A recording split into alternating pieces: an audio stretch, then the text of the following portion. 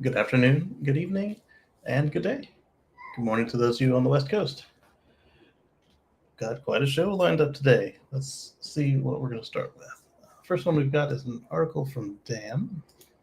Well, not Dan, an article that Dan shared with us, I should say.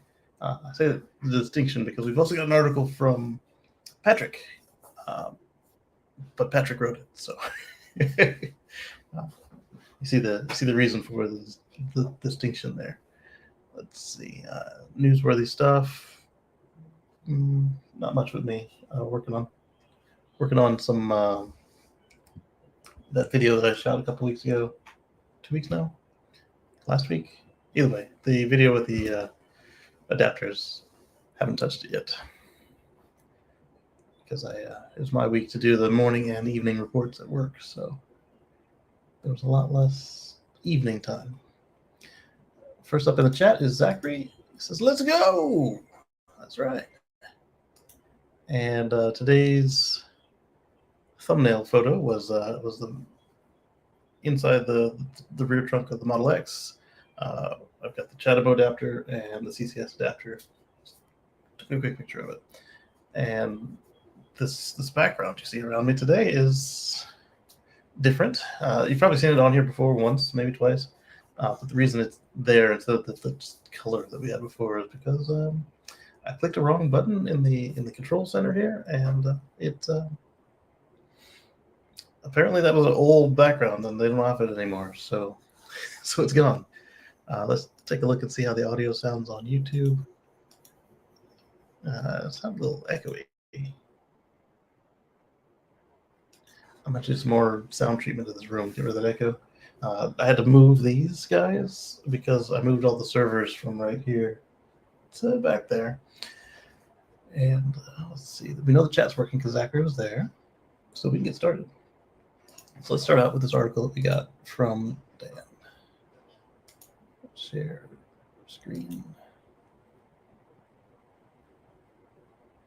And this article from Inc.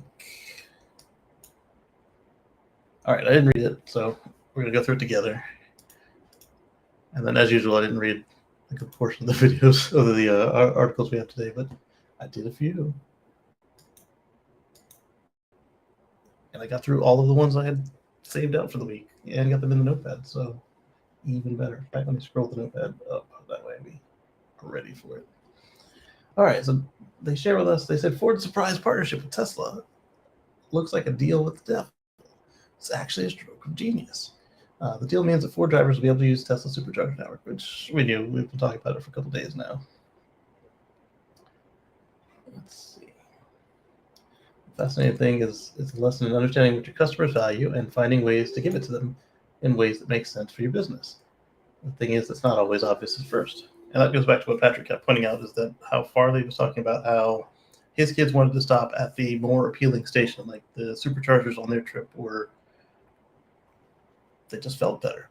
And Farley said, no, we had to go behind this dumpster here and plug in.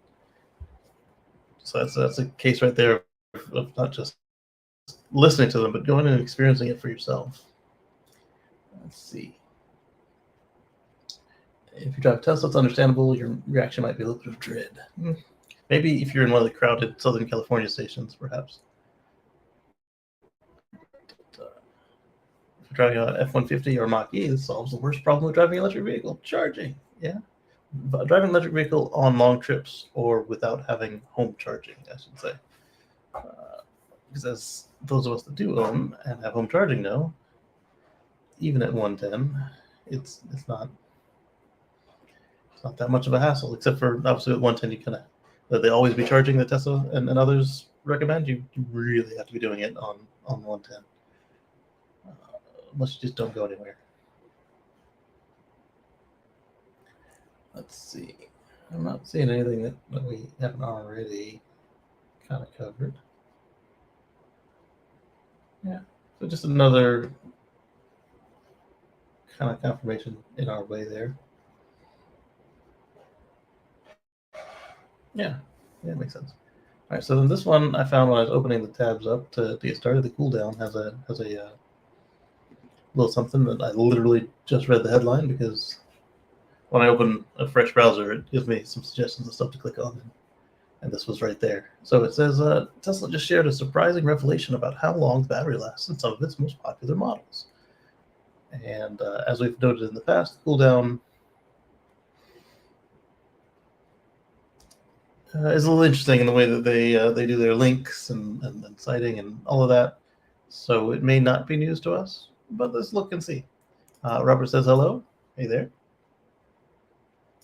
Moto just woke up from a nap, so if she comes through, she should be in a good mood, unlike last week where she had been avoiding all naps and was just a monster. Let's see. Tesla began offering data on how long the batteries take to wear out in public. They report Model X and S degrade only 12% after 200,000 miles. That sounds about right. Let's see. It's a link.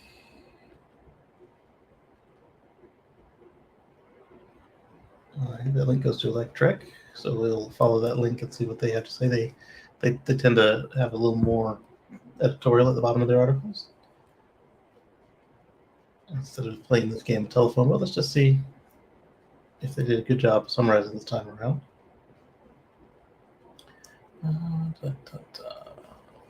Not particularly. Just repeating stuff we've heard before. Okay, so let's go to Electrek and see what they really had to say before the cooldown tried to summarize it. Only 12% after 200,000 miles. That's not terrible. I think I meant like, what did I say, 8 on mine? At almost 100,000 miles. So, but we already know that your biggest drop occurs in the first year, so I could be looking for smooth sailing going forward. And 12% of 100 is 12, so it would be a 84 kilowatt hour battery, which isn't terrible.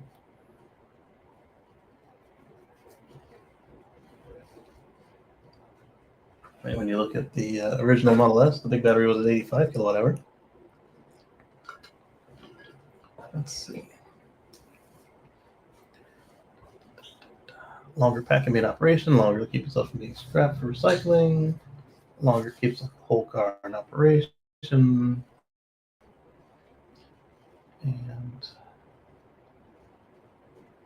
Electrek makes it hard to find their links sometimes. Other times they're just right there. Oh, that's part of the 2022 impact report. And let's see, it's from April 25th, so the cooldown seems to be a little slow to get to. Tesla's only referring to S and X degradation. Yeah, those are the only ones that have this much age on them. They've been on sale since 2012. The X since 2016 and the S since 2012. And then, of course, even Tesla seems to have forgotten about the Roadster. All right, so let's see. Mileage is only one factor. Greetings, Timothy. Good to see you. Let's see. Less influence from battery age. All right, so the top comment says, most important factor, in my opinion, is you mentioned pack size. A smaller battery will be cycled many more times than a large battery over a vehicle lifetime. Yes, this is true. Imagine a battery rated for 1,000 cycles, which is 0 to 100. But if you don't go all the way to 0 or to 100, then the partial cycle is a partial cycle. 100-mile range EV would use up 1,000 cycles in 100,000 miles if you only charged it from 0 to full. A 300-mile range EV would get 300,000 miles. That's assuming you use the whole pack, but you're going to use more of the pack on a short-range vehicle than you will on a long-range vehicle. So you would actually see longer than 300,000 miles on the 300-mile pack, and you can see as short as 100,000 miles on the short-range pack, because you're more likely to use a larger portion of the battery, or even in this case, cycle it in full every time. But if you're doing the same trips in a longer range EV, then you're not going to use as many cycles, and very rarely would you go 0 to full. So as short as 300,000 miles in the same time frame, in that same everything else being equal vehicle. All right, so let's see. And so that just came from the climate impact report. So we probably saw the chart or mentioned it previously. Let's go on to something else. All right, so next on my list is cars, of course. So we will hold off on that, see if Patrick is able to show up. And if he's not, we will look at it together. But first, let's click in here, click a couple articles so we can go over them.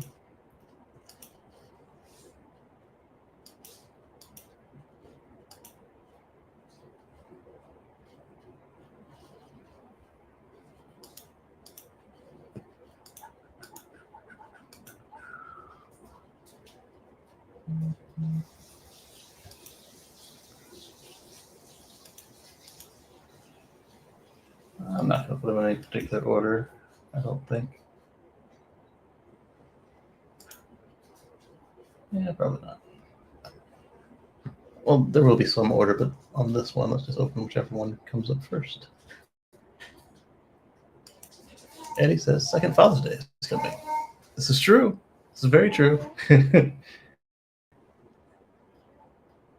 What is that, next? Not next week, is it? It's coming up quick. I think the week after next. All right, let's share this tab here. Close that battery life video, or tab, sorry. Elon Musk's commitment to Tesla's third-party audits was a victory for a proposal that received 0 votes. So at the shareholder meeting for this year, one of the items they wanted us to vote on, it's a small-time shareholder here, one of the proposals mentioned something about auditing and reporting of ESG-like data. And I say like because Robert says Men's Day is in November.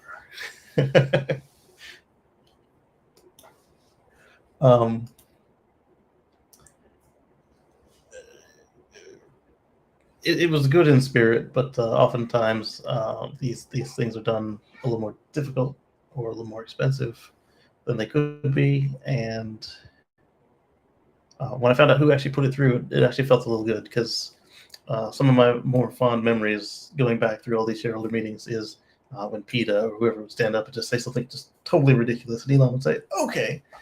So at the time we had, the original Model S, and they were like, all right, how about getting the animal products out of the car? And Elon said, done. And the next thing you know, we had the not just the ultra white seats, but then also the black seats went vegan leather as well. And then shortly after that, we had the tan stayed leather for a while, but then the tan went vegan leather as it went in and out.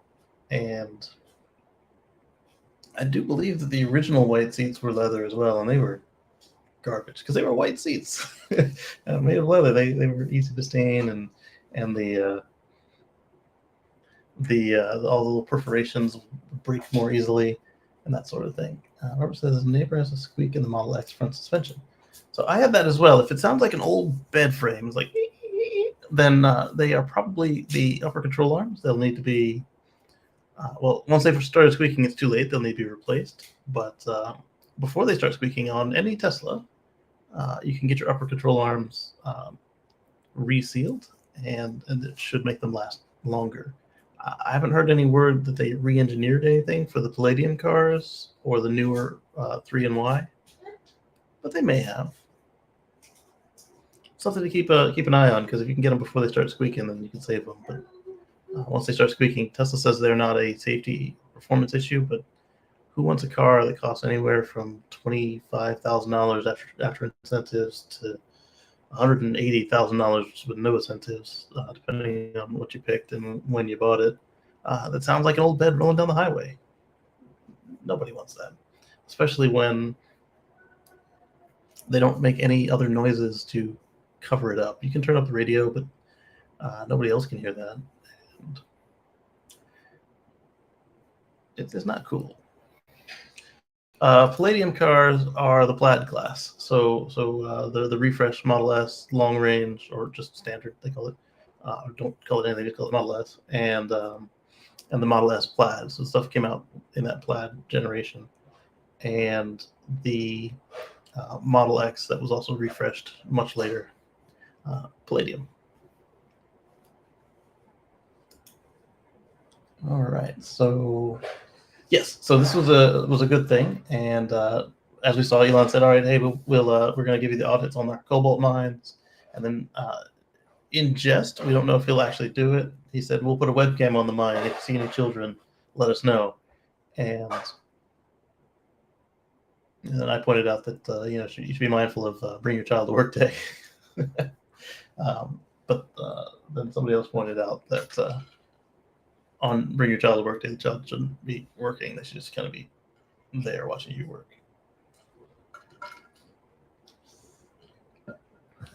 All right. Speaking of ESG, Tesla's back into the S&P 500 ESG index, but barely. But barely anyone's really heard about it. Yeah, because Elon doesn't really believe in ESG because he thinks the measurements are corrupt. But if they already qualify, then why not take a free award? So anyway, yeah, that was pretty cool. And according to a Form 8K from Tesla, IASJ should count itself extremely fortunate because Musk is pledging to conduct third-party audits on Tesla's battery supply chain. The organization can be assured that the checks will likely be implemented. This is a victory for the organization, especially considering that the votes for the shareholder proposal, according to the Form 8K, were quite surprising. Let's see. Who asked for this? The proposal was brought forward by the investor advocates for social justice. Not quite PETA, but it was that same vein. Like I said, I had fond memories of them going back and just asking for stuff that you wouldn't think would ever get approved. So the vegan leather seats, the vegan leather steering wheel, that one took a little longer to implement than expected. When that one was brought up, Elon said, "All right, well, we'll allow you to select a no leather option, then you'd get a rubber wheel instead." And then with the Model 3, they ended up making it a maybe not even the original Model 3s, but definitely with the Model 3, you got a vegan leather steering wheel, and then that went to the whole fleet later on as well. What else did they do? Those were the two big ones. Yeah. And Anders says, "Good evening." Good evening, Anders. From let's see.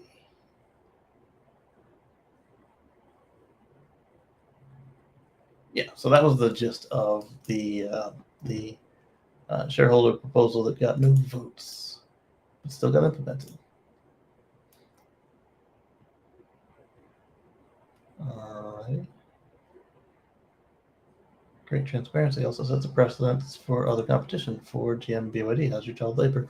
So you do remember, or you might remember, I should say, back a couple weeks ago, we discussed the mock-ups that came from Tesla and Audi showing how their battery passports would work. And it seems that since they'd already done the mock-ups for that and done the groundwork to make that happen, that this is kind of an easy step for them to just share the data rather than just saying, "Hey, here's with the paperwork that comes with your car, here's your battery's passport. Hey, here's a report of all of our cars." So why not? Let's move on to another story. This one's a fun one for you Europeans. Tesla FSD beta has been released in Europe and Australia. So I guess not just Europeans, also the Australians, probably New Zealanders.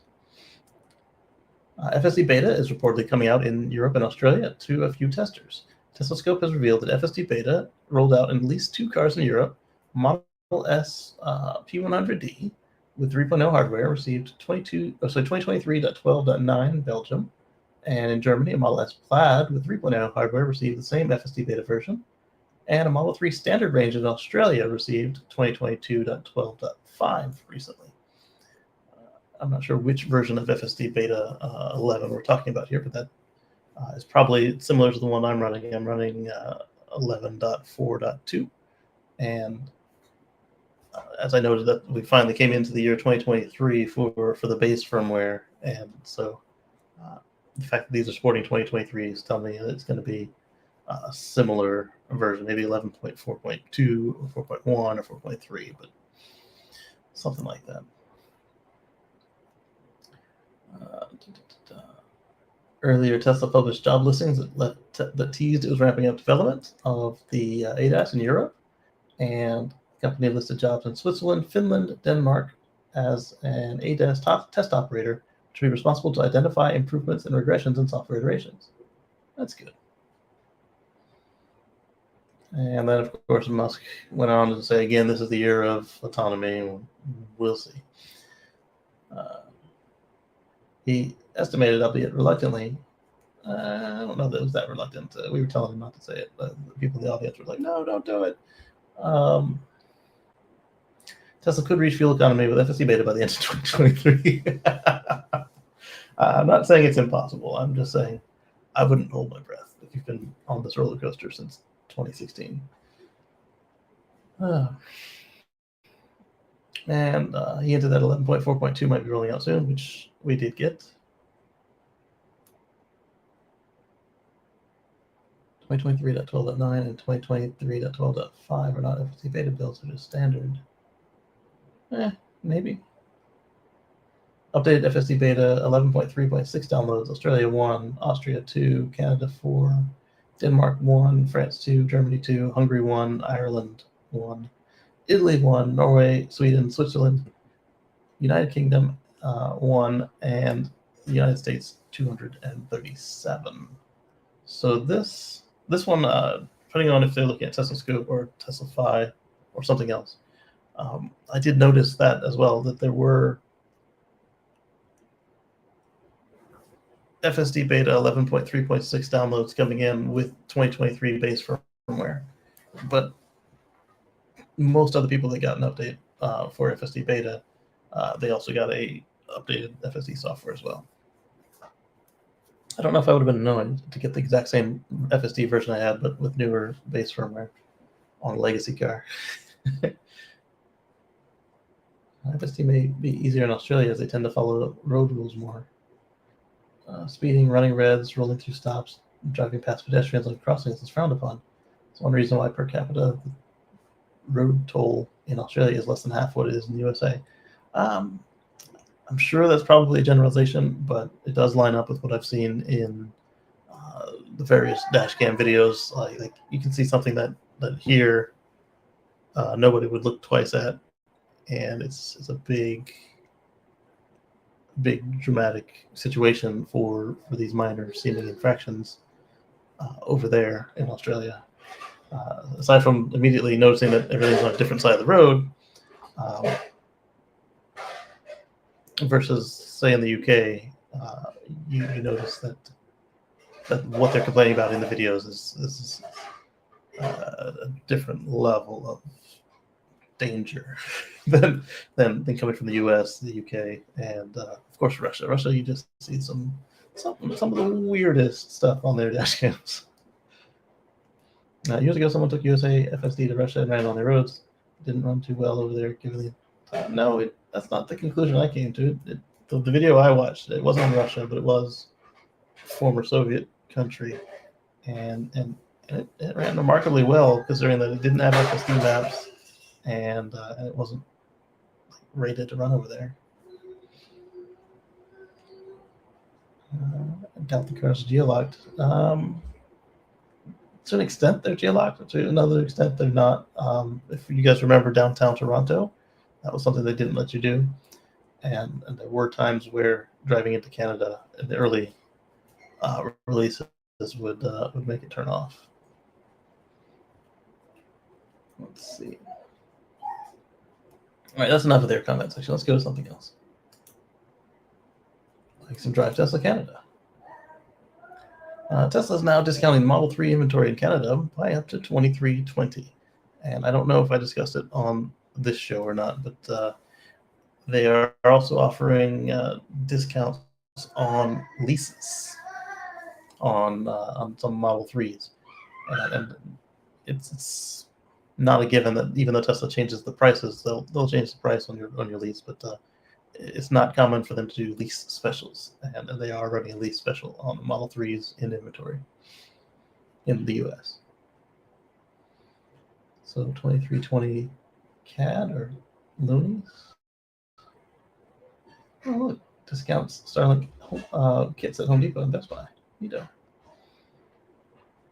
So anyway, if you're in the market for a Model 3 that's in inventory in Canada, save yourself some money. And there should be another article about what they're doing in the U.S. as well. I don't know if I put it in there. Let me see if let me look at the notes. It should just be typed. Yes, it is just typed. So we're going to go over here to Tesla.com/Model 3. And for those of you in the U.S., look at this. Great news. So 7,500 tax credit available for Model 3. We have to learn more. And this is for all Model 3s in inventory now, not just the long range and actually not even the long range. Remember, long range, they said half the tax credit. Not just the long range dual motor and the performance. So let's see.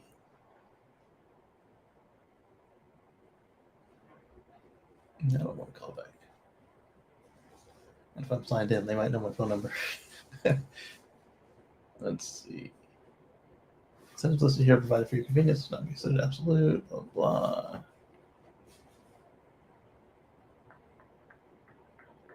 Consumers buy it for their own use, not for resale.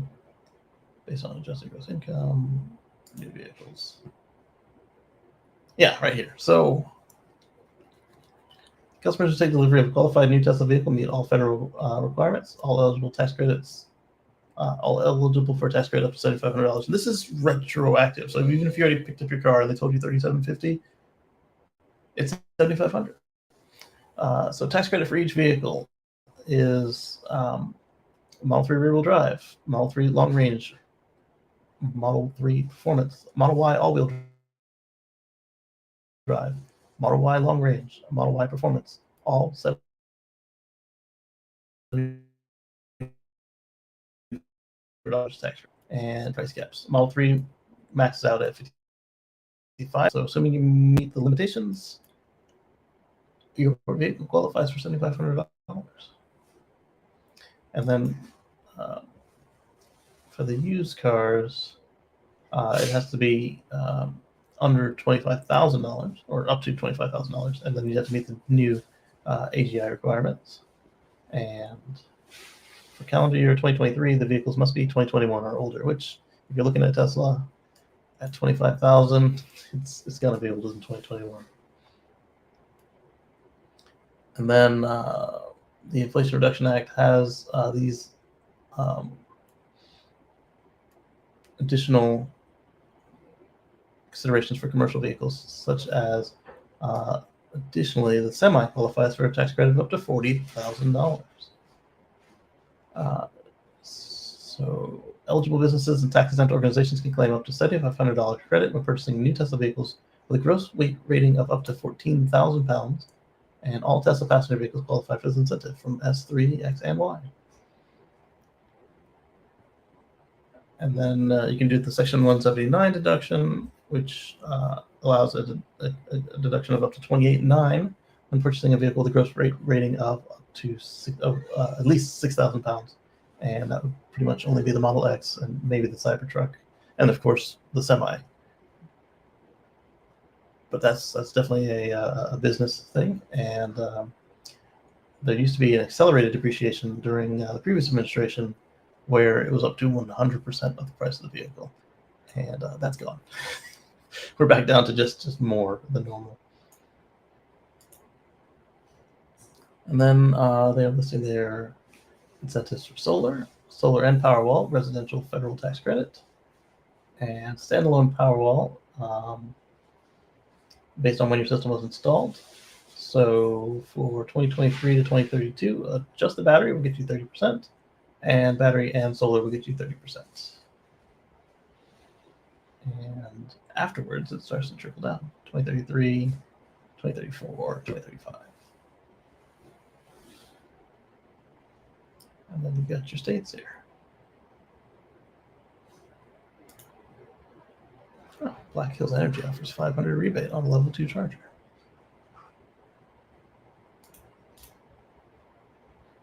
Oh, they're still doing this. I guess it didn't go away. They were talking about it going away. In South Carolina, they give you an additional 25% on top of the federal credit, which was nice. That's why I own my panels now instead of them being some sort of special deal like what folks are complaining about. State emissions testing exemption. Ooh, you don't have to get a smog test on a car that doesn't have a tailpipe. Dominion offers reduced rates based on time of use. And solar energy equipment tax exemption. That's kind of cool. But that was something that was in the notes that I wanted to discuss. I'll put a little check next to it.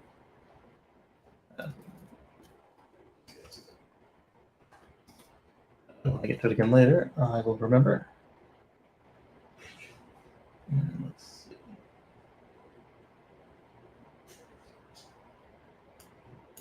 Okay. Now back to the articles. Let's check on your guys' comments. All right, we're still good there.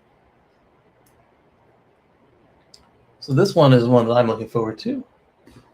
Elon Musk apologizes for Tesla's quirky auto wipers and hints at improvements. Deep rain is not as good as it could be. It's not as good as the rain sensor on my 2016 Model S 90D. And, well, it's better than what I had when my car shipped. When my car shipped, I had manual wipers. But very quickly they added in the wipers controlled by the FSD computer, or at the time, the AP 2.5 computer. So let's see. Tesla Tino, he says, AP auto wipers need to be fixed, Elon Musk. At the very least, allow us to cancel wipes while on autopilot. It makes no sense to allow this to keep happening. And here's a video.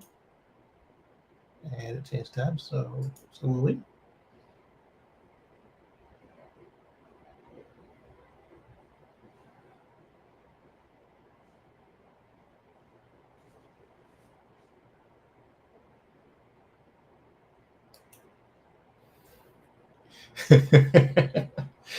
Stupid clip noise.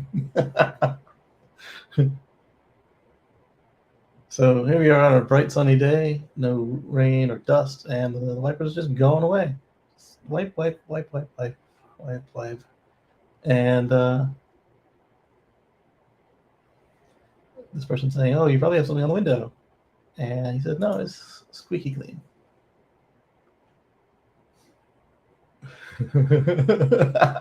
Okay, so I guess he was speaking during this. Yes. So then apparently, let's go back where we were. Apparently, Elon responded to that.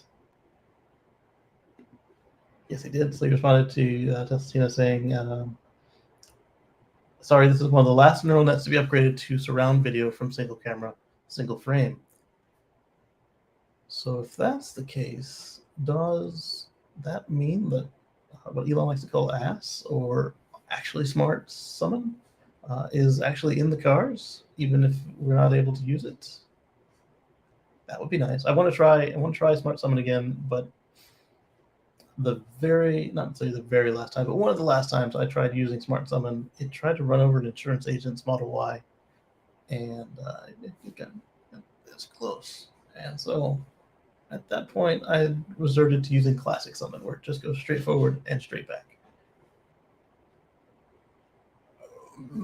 Because this was in the middle of the beginning of COVID, and parts were extra scarce. Not that they're much better now, but they were extra scarce then, and to hit an insurance agent's car, yeah, it's not going to be a pleasant day. So that's something I'm hoping for. That's kind of cool. And this would be really nice because I like to drive in the rain. I don't like driving in the rain, but I like to drive, and then it starts raining, and there you go.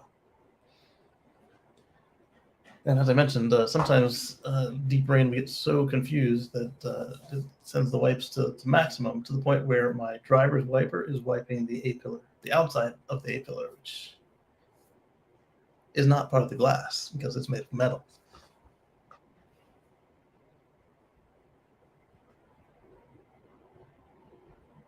Yeah, so that's cool. Let's give that one an updo.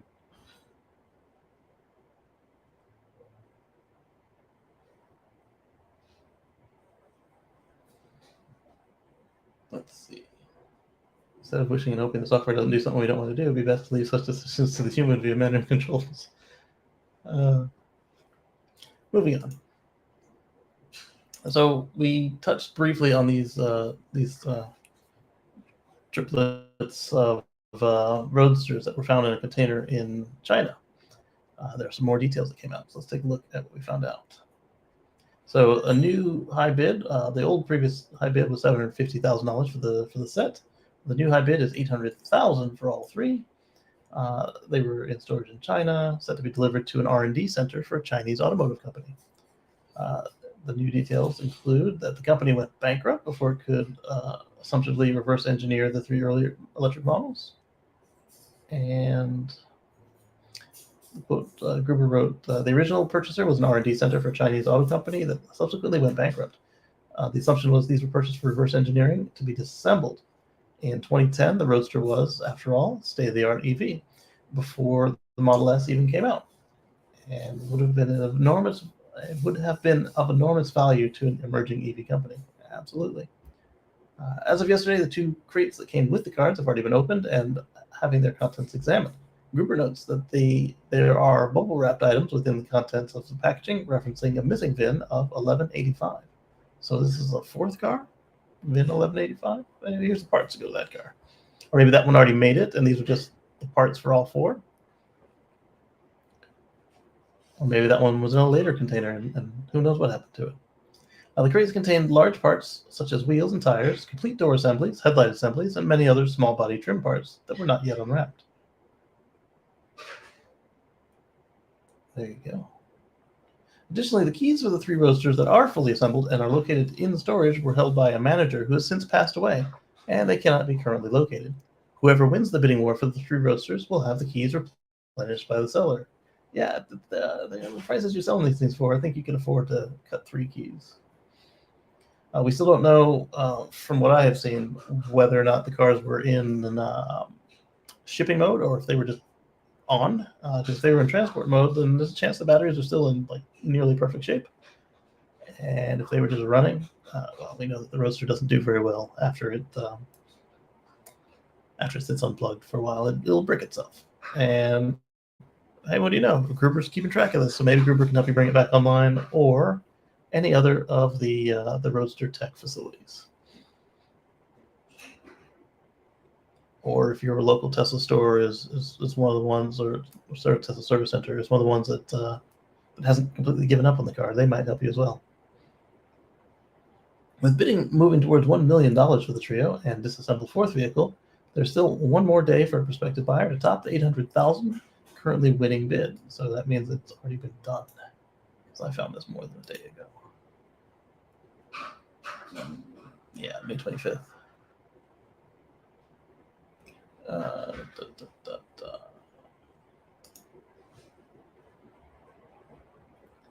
Why like a totally legit auction. No chandelier bids here. Elon, make your bid, take them home. He doesn't want them back. China gets busted copying America's homework kit again. Obsolete in every way. No spare parts. No Tesla supercharger access. Wouldn't want it for free. Yeah, as a daily driver, no, but they are still kind of cool. They're really small. I don't fit comfortably in them. These would have CHAdeMO sockets. No, they wouldn't.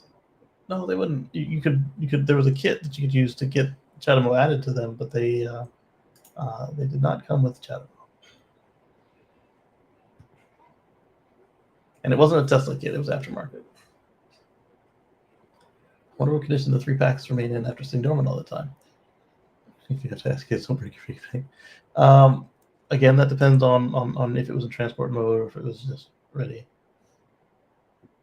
Tesla no longer supports the Roadster. The 2012s even are just bricks, except for third-party support. I don't know that they still offer the Roadster 3.0 upgrade kit anymore. If I had $1 million, I'd bid that for them. I would not. Since the bids are 1.5 million, you're already a loser. How nice. Spy Lotus, those still run. Lotus wouldn't be special at all. There's a reason Elon launched this into space. He hates them. I don't think that's the case. He does like if given a chance to do it again, he did say that he would not have gone the way they did. But no, I think to say that he hates them is a bit much. Letterman hated his. Clooney made Tesla take his back. Oh, really? He had more than one. The one he launched into space was the one he drove, though. He said numerous times that he wishes they never tried to retrofit a gas car, and they had nothing but problems with manufacturing. Yeah, he did say that. All right, so we talked about the VinFast recall last week because it was a software recall, OTA. All right, so this one is really cool. But before we even get into this one, the referral program is back. So if you want to use somebody's referral code, mine's in the description, or somebody you know, they're offering points for every referral you make. So if you buy a car on as a referral, they give you points, and they look at the person whose code you use, they'll give them points as well. They're giving extra points for Model S and Model X right now. Just putting that out there. But then there's another option right here for the Model 3 owners that are able to sign up for Tesla Energy as your utility company in Texas. You can get free charging for, let's see, how long was it again? I forget already. Free home charging for 1 year on your Model 3 with Tesla Energy. Not a bad deal. Especially if you drive a lot. So order and pick up a Model 3 between May 26th and June 30th, and sign up with Tesla Electric and enroll in the Tesla Electric home charging plan when invited. Live at a service utility address that has retail choice in Texas, and charge your vehicle at the same address as your home electricity location. That's your eligibility requirements. So this part right here, I'm not sure if you have to be a new customer to Tesla Energy or if you already are, if you still qualify. Don't quote me on this, ask Tesla, but I would imagine that if you're already a Tesla Energy customer and you meet the rest of these things, such as buying a new car, which is what they really want, then you probably still would qualify for this. But they do want the bundle. So obviously if you just buy the car and don't get the electricity, they're not gonna give you free charging because they don't have any way to do that.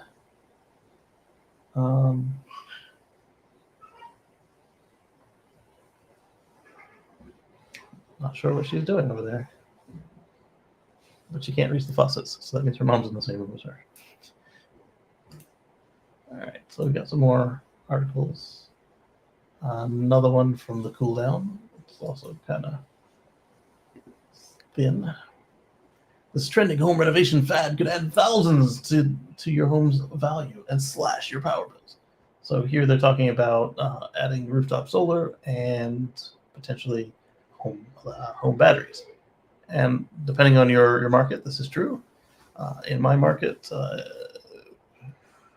it could be a wash or worse, because a lot of the buyers and realtors assume that you don't own the panels, and they assume that you've done the one thing that several of us in the community always advise not to do, and did a power purchase agreement at a poor deal.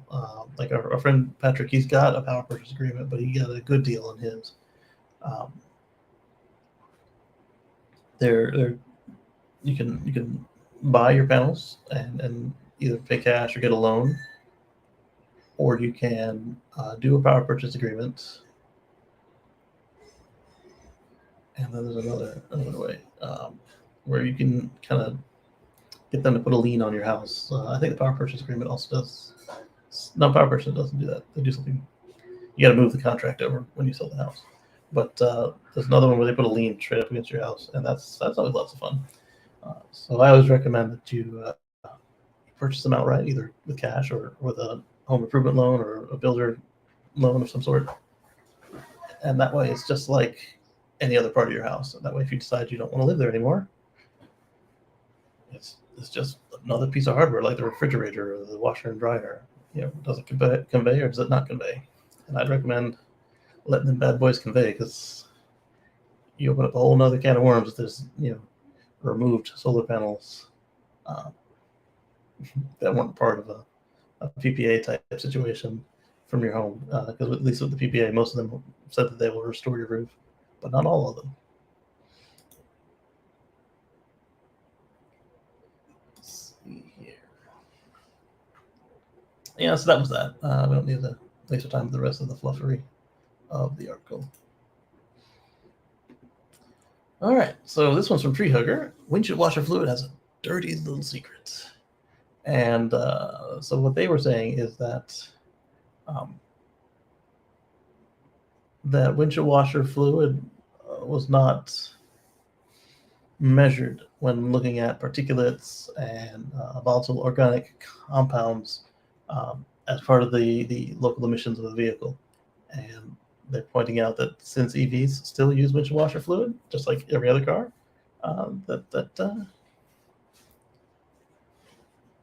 it's something to consider. That you need to be able to clean your windshield, so I don't know that not using it is an option. And while much of the world you can use plain water for part of the year, it doesn't really have any like scrubbing power like you'll find from the chemicals that you can put in there, natural or alcohol based. And then there's the problem that if you have any time of the year where it gets below freezing, then plain water will be the fastest to freeze in your system there, and that's not what you want. So let's kind of look at some of the graphs they gave us there. So asking what are volatile organic compounds. So here are your vehicle sources in milligrams per vehicle kilometer. Missing screen wash source is 58, so they added it back in. You had your tailpipe emissions, and then you had your evaporative emissions from your fuel system. So those are for fossil cars, obviously. And then you've got the windshield wiper fluid that we were not previously considering. They found these cars produce significant, if unexpected, source of pollutants emitted by automobiles. The researchers note that this should come into play in any future regulatory policy, particularly as drivers switch to EVs, which of course will still require clean windshields. Yes, but do not focus these things on just EVs like the freaking sound noisemaker garbage, because just like modern fossils, which are often quieter than which are often quieter than EVs are required to be, the ICVs are exempt from the noisemakers, even if they are quiet. So don't be foolish and allow ICVs to skirt around whatever you might do about windshield wiper fluid. And that one seems to be the most simple to fix, in that either they could go for a pressurized system that doesn't leak alcohol and whatever else, or they could just change the fluid. Hey, this fluid is no longer allowed, just like they did with refrigerants for air conditioners. We're now going to use this instead.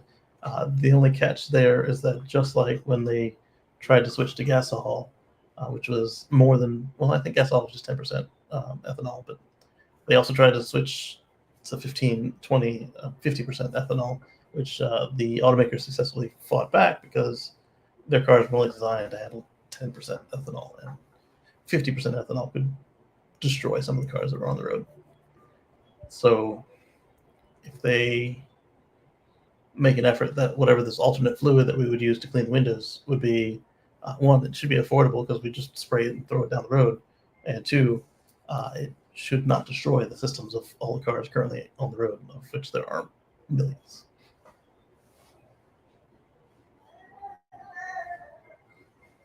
And replacing the fluid would be kind of the easiest way, because then you don't really add any expense to the new cars, and you can bring all the old cars up to compliance immediately. Well, within a couple months for them to burn their gallons out, plus whatever's stored in their home garage.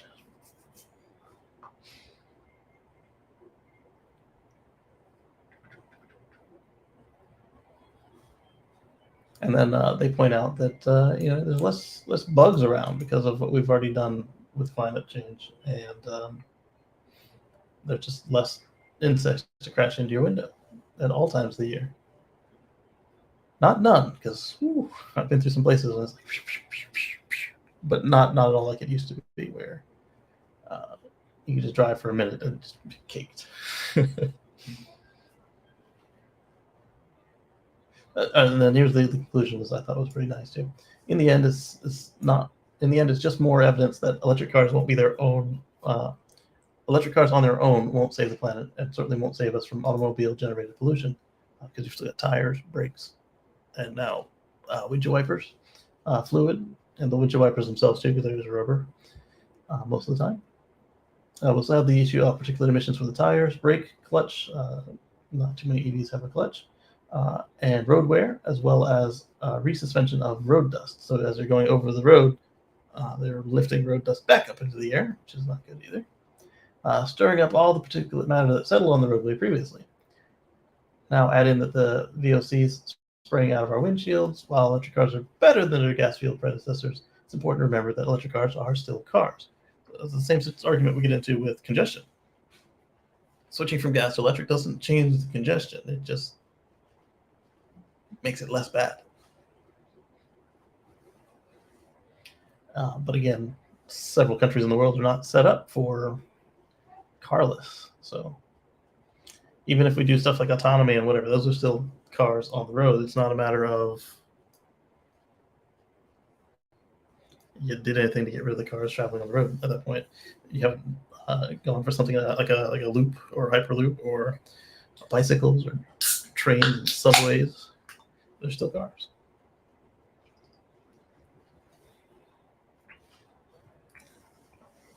All right, next up. All right, that one's not. I don't think it is. That was just an article I found that was interesting. I wanted to read. As was that one. All right, so we've got Patrick's article, but I'm gonna not go there yet. Let's go see what else is in our list here. Yes, more confirmation of what we already knew. Some weirdness out of Florida, which actually affects me.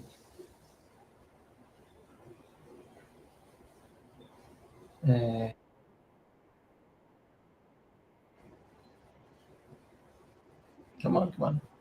So the one I picked is actually a article, or not article, a video. So there we go. Let's start with the fun one, and then we'll go into the disturbing one.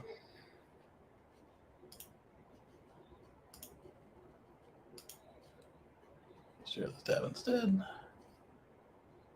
Close the windshield wiper fluid. All right, so the Tesla Model Y is the new king of worldwide car sales. The world's top 5 best-selling vehicles for Q1 of 2023. You got the Model Y coming in at 267,200. Followed up by the Corolla /Levin /Allian /Lingshang, all body types, $256,400. So as we keep saying, the California Camry continues to take sales awards. Then you got the Toyota Hilux and Tacoma at $214,700. The Toyota RAV4 and Wildlander at $211,000, and the actual Camry of $166,200. Look at that. Nothing more I can say. The Model Y continues to impress. All right, so then we've got this this report out of Florida about how some insurance companies are not very up with the times, and they are dropping you if you get solar panels, or threatening to drop you if you ask them about getting solar panels, and they warn you, hey, don't do it or we'll drop you. That's not every Florida insurance company, but the reason I bring it up as something that could affect me is on this house here. I've already got solar, and I've got an insurance company from Florida, homeowners insurance, and they processed everything through,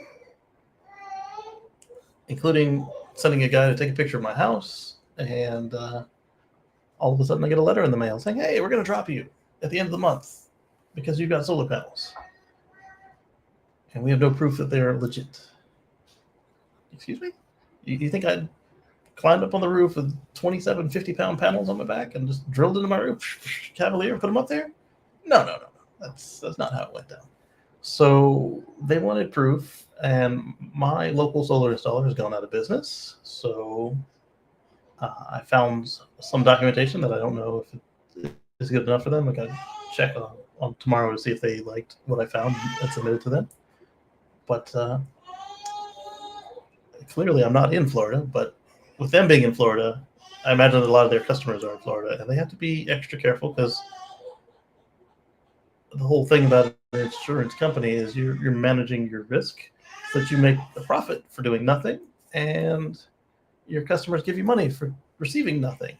However, if you do it wrong, you will have to pay them for that which they are actually paying you for, and you go out of business because if you do it really badly, then you'll have too many claims and you won't be able to afford to pay them out. So I'm not saying don't get solar. I am saying if you don't already have it and you're in Florida, check with your insurance company first. And if they don't tell you what you want to hear, find another insurance company, then get your solar. Because as we see this year, even people without solar in Florida are having insurance problems in Florida. Like, there's a significant portion of homes that are underinsured because either they can't get flood insurance or they can't get structured insurance, or they have to pick one or the other because the last set of hurricanes that rolled through there really messed them up. And as we were talking about with managing risks appropriately, the insurance companies weren't doing that. I just watched a video last night about condo HOAs that were, some of them were 3xing to 30xing their prices on their fees because their insurance companies or you know, the community insurance was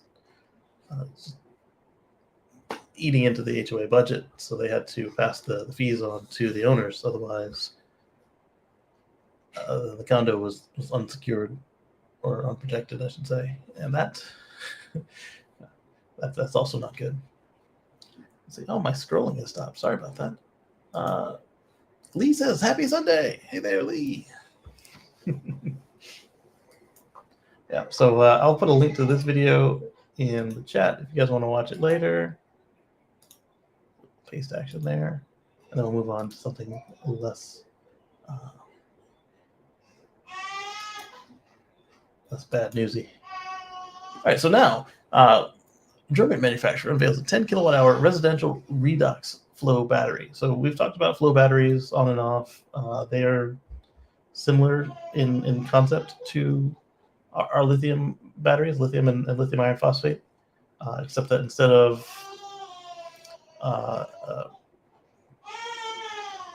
sorry, I don't know if you can hear the baby crying or not. Moto, come here. Instead of having lithium iron phosphate chemistry or nickel metal cadmium or cobalt or any other formats of liquid batteries, like liquid gel batteries, they are fully flowing. And there's a couple of versions of these as well. Some where the everything is in the liquid, and to make the battery bigger, you just put more liquid in there. And then there's the others where, like the red flow batteries, where the anode and cathode plates actually would need to be increased in addition to the amount of fluid. Or no, you just need more plates. You'd be able to use the same amount of fluid, I think. But either way, so these ones are red flow redox batteries, not red flow batteries, and you have a capacity of 4 kilowatts and 4 kilowatts continuous, 5 kilowatts peak, and a capacity of 10 kilowatt hours. That's not bad. So I would need 2 of these to cover what I've got in lithium iron phosphates in the garage right now. Let's see. Claims their Storac 410 has a charging and discharging capacity of 410 with a peak of 5, and is designed to be coupled with PV systems in homes with high consumption profiles. Yeah, it would have to have that much output. But I think I've got 7.2 kilowatts continuous with the 2 systems, and just 3,600 with only one of the systems.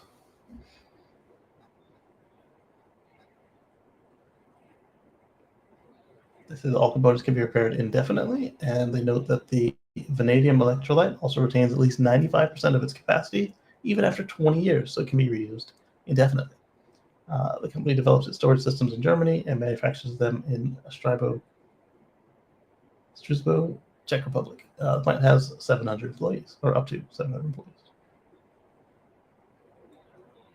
14 kilowatt hours of EVE LF 280 cells. Costs around 2,000 to 3,000 presently. Hopefully the price on this flow battery isn't insane. Yeah, I agree. So it's not 10 kilowatts. What? I use my rack mount 48 volt 100 amp hour lithium batteries and do my thing, and it's better and more cost effective than what's on the retail market. I do it for financial reasons and not for any religion. Well, I mean, if you consider it a religion, then you can deal with that. But the cool thing about all this green stuff is, on the whole, doing the green thing will either save you money or protect you from inconvenience. So in this case, the inconvenience of the grid being down for an extended period of time, like say during a disaster, or in the case of like driving an appropriately priced electric car, you are saving on maintenance, fueling, and then of course the side effect is less local emissions, etc., as well as being able to make your own fuel at home legally and easily. Unlike a combustion vehicle, you have to, like say a diesel, you could make home biodiesel legally, not necessarily easily. You could not easily, or sometimes even legally, make your own gasoline at home. So it's not necessarily a religion thing. Is the battery stackable to 30 kilowatt hours? Maybe not stackable, but like sideways. Yeah, probably. 10 kilowatt hours is useless. 100 to 200 kilowatt hours should be fine for home and EV use. 10 kilowatt hours is not useless. It's I'm not, like I said, I'm using 21 kilowatt hours, and I make it through most of the day. At 7:30, the house goes on battery, and at 9 it comes back off battery. And during the day, it has a small solar supplement, at least until I get my new solar installer to go put up a couple of panels for me to hook into the DC inverters on these batteries. And then who knows what they'll look like. They may be completely off grid at that point because I'm looking at the amount of power we draw during the day and on those circuits, and it's not much, except for when we're cooking, and eventually next Monday, not tomorrow, but Monday after, we've got a heat pump washer dryer coming. We'll see how much power that thing uses. But it runs on a 110 socket, and I think it might be a battery backed socket. We'll find out. I never remember to check when the current washing machine is running, but our little Facebook dryer is no longer keeping up. It's taking multiple cycles on either sensor or timer, which is not good. Hello, Moto. You have a smoothie? Hey, baby. You got a smoothie all over your face. Where's your... Oh, you taking your smoothie? Where's your napkin? You can say hi to everybody?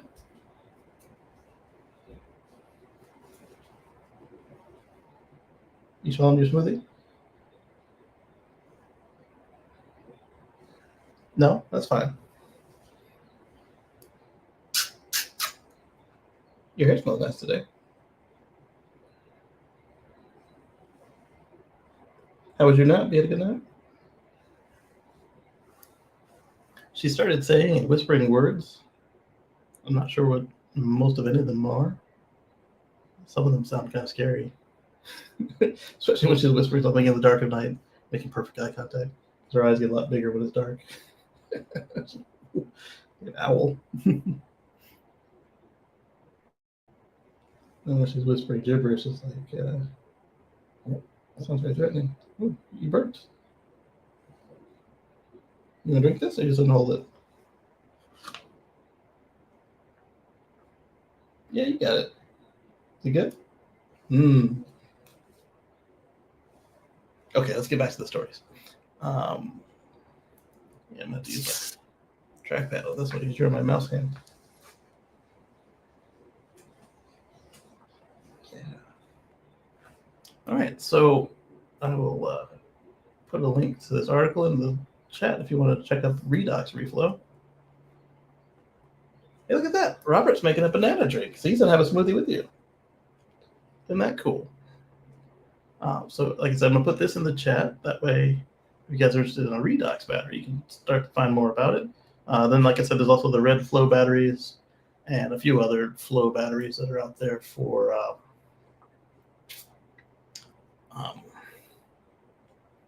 an alternative to the lithium batteries. And then eventually we'll also have solid state batteries at some point. And they will also be able to be a viable option as well.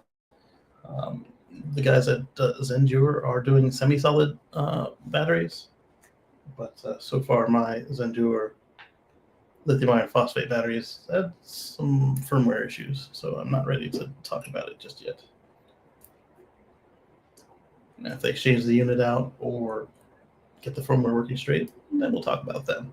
But the ones I do have, I do like. I've got the EcoFlow Delta Pro system. And that, like I said, that's running the house right now and has been for a few weeks now. And previously, when we were in the townhouse, those were the batteries that were stacked behind me with the servers on top of them. Let's see. I received a YouTube thumbs up. Is that? No, don't. Oh, no! I'm covered in yogurt. Oh. Stand by. All right, so this is going to require a combination of paper towels and my. I only have one cloth napkin on me. Get your face there. Take your face.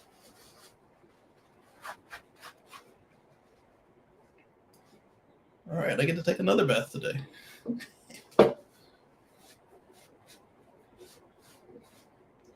I told Mommy you needed a napkin, and then she just disappeared. Here we are. Oh, nice. All right, so what is next? What is next? Like I said, those ones aren't for the show. One's about fighting an HOA, and the other is about somebody selling stuff on Facebook. All right, so let's go back here. Make sure we're going to the right window. Yeah, using a right-handed mouse with a left hand is not ergonomic at all. All right, so these three came from Marcus over at EV Smoke. Make sure they get muted.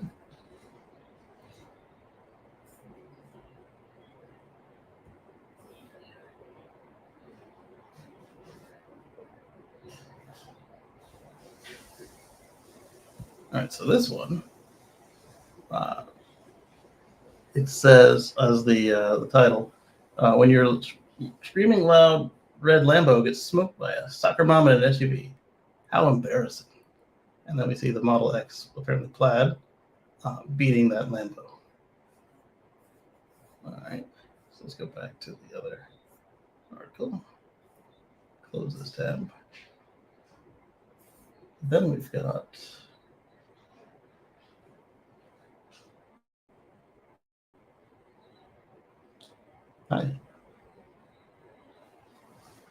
Tesla Plaid Racing. Oops, this one might be Marcus. Yes, this one is Marcus. The third one did not come from Marcus. The third one's coming up. This one is Marcus. And EV Smoke. Let me mute. All right. Then we will share this tab. Hi, baby. You want down? Here's down. There you go. All right, so that's Marcus and EV Smoke over there in the far lane, and then we're apparently looking through a 360 camera on the Dodge thing, the Mopar metal.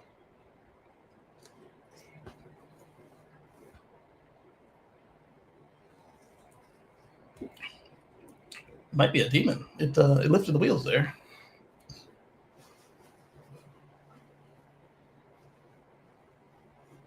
That was the selling point of the demons.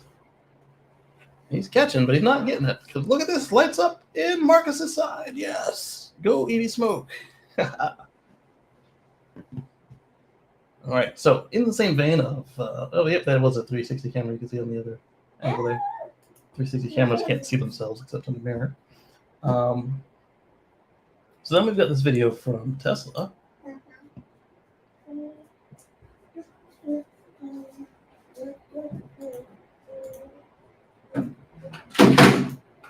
Make sure you'll also mute. What are you doing, baby? And we'll share this tab instead. It's also plaid. So this is plaid at the Nürburgring again, as Tesla says. Yes, again. And this time they finished with a lap time of 7.25.231 on the Nürburgring. Not bad. Let's see here.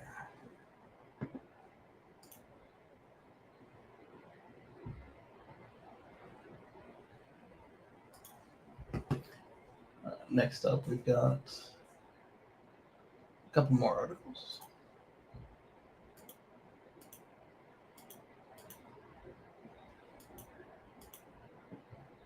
So the things I wanted to point out about this particular video is apparently this time they've gone to the round wheel. So again, they're going with a fully stock, plaid. But I'm sure they have the what do they call it, the sport kit, because they're mentioning it there. So it's got the track pack on it, and this must be a new one with the round wheel. But the other thing I wanted to point out is it is rocking a roll cage, just like EV Smoke. And they did change the driver's seat out because we can see that he's got the this not a stock seat in there.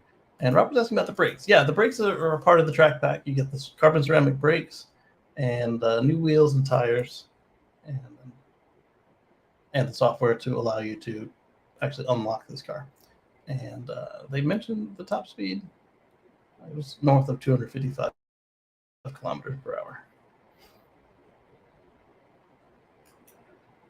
All right, so now, do you want an article? Oh, I guess I should put this in the chat so that you guys that want to watch the whole 7-minute run can see it. And I'll add, this is very fast because when I play the racing games and drive a fossil vehicle, some of my best ones were around 9 minutes. So for this electric car, doing it in 7 minutes is really good.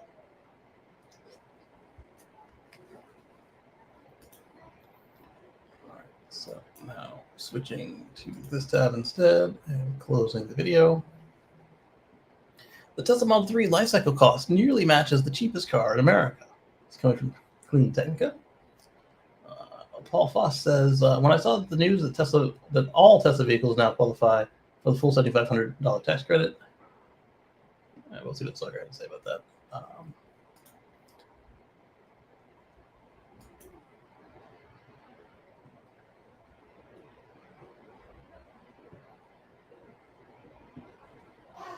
Breaking. Tesla says all Model 3 vehicles qualify in the U.S., meaning that the Model 3 now starts at $32,740 with incentives, and in some states you can get it for under $30,000, which is true. Some states like Colorado, Oregon, New Jersey, you can get it for under $30,000. Before, the rear-wheel drive and long-range versions only qualified for $37,550.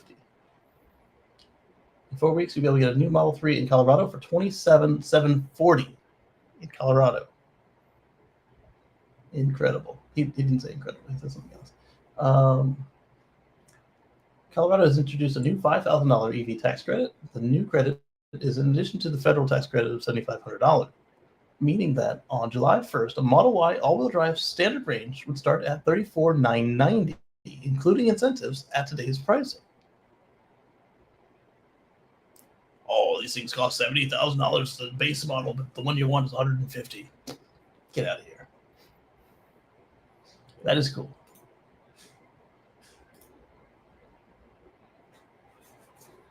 The incentives apply to new discounted inventory Model 3s. I looked at all local state EV incentives. Here's how cheap you can get a Model 3 rear-wheel drive right now, including federal and local incentives. Vermont, $26,620. Oh, so $26,320. Massachusetts, $26,830. Pennsylvania, $27,330. Rhode Island, $27,820. Delaware, $27,820. Hey, with the EV incentive, the difference in starting price between a new Honda Accord and a new Model 3 rear-wheel drive is just $5,000. The $6,000 difference between the Toyota Camry and the rear-wheel drive Model 3. There we go. Elon Musk, please tell people about this. People need to know. And not the Twitter people who already know. Yes, exactly. That's the whole point of advertising, buddy. All the other people need to know. Looks like he retweeted, so hopefully there's more I see this. Yeah, Elon Musk retweeted this. Sweet. But again, as James Catt says, not just the people on Twitter. All right. Yeah, how? That was a very good question. Sawyer says, I have no idea. What I'm wondering is if these batteries were not certified yet, but they did qualify, and now they are certified, or if perhaps they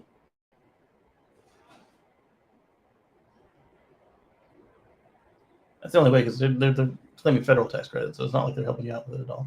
So either they were reevaluated or they were just not officially there yet, and now they are.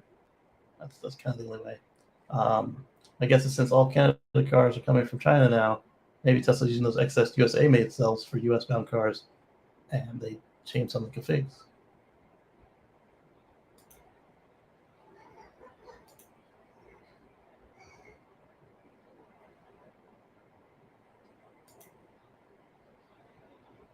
I have too many tabs open. It's mad at me.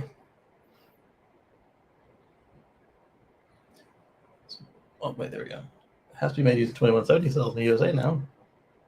Yeah, but what about the LFP cars? Some of them are definitely LFP cars.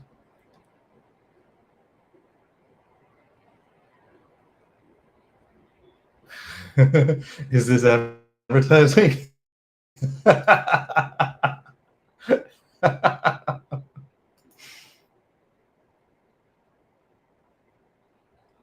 hair incoming.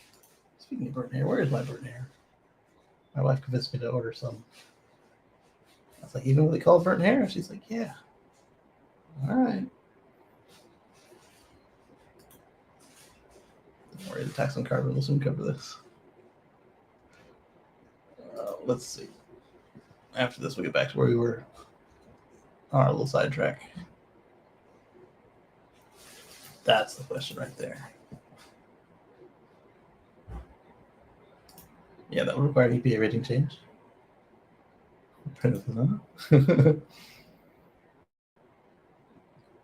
Any idea why Canada's not getting a white interior from China? See, so many Teslas with a white interior, I find the decision to stop selling white in Canada strange. That's a good question. Anyway, let's go back, like I said, before we get sidetracked. Back over here. Close Twitter. My last article, like almost a year ago, was backward looking at the actual cost for someone like me who bought a 2018 Model 3 5 years ago. 4 years at the time of the article. A lot has changed in the last year. Yeah, my car is about 5 years. It'll be 5 years this year.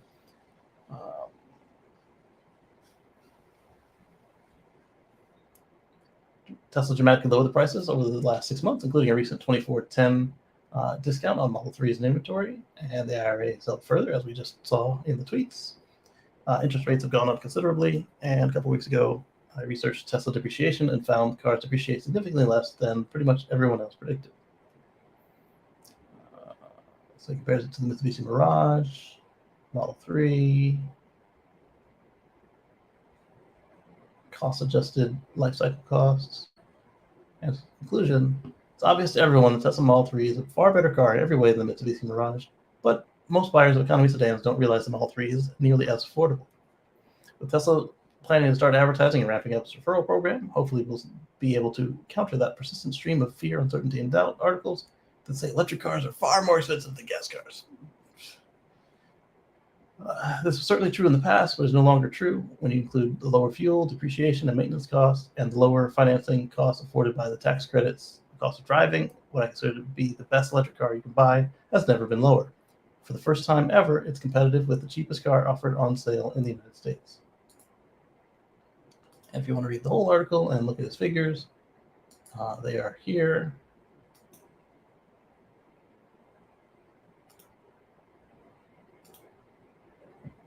There you go. Oh, by the way, he's mentioning his referral code. If anybody uses mine, let me know. Now I'm not in Virginia anymore, it actually counts for something. All right.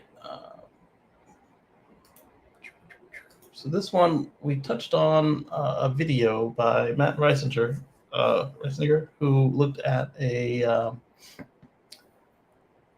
install of Tesla solar roof going on a new home, new large home, and the builder has said that their massive 50 kilowatt project is a revolutionary product, and yeah, we would agree.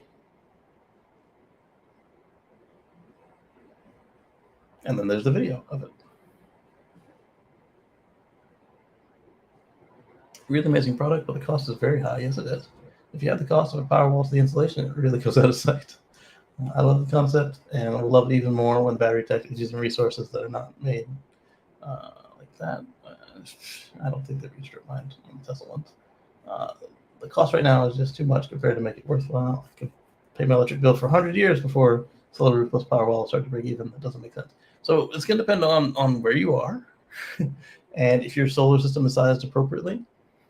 And I say where you are, not just like on how much power you can generate, but like what your utility is going to charge you.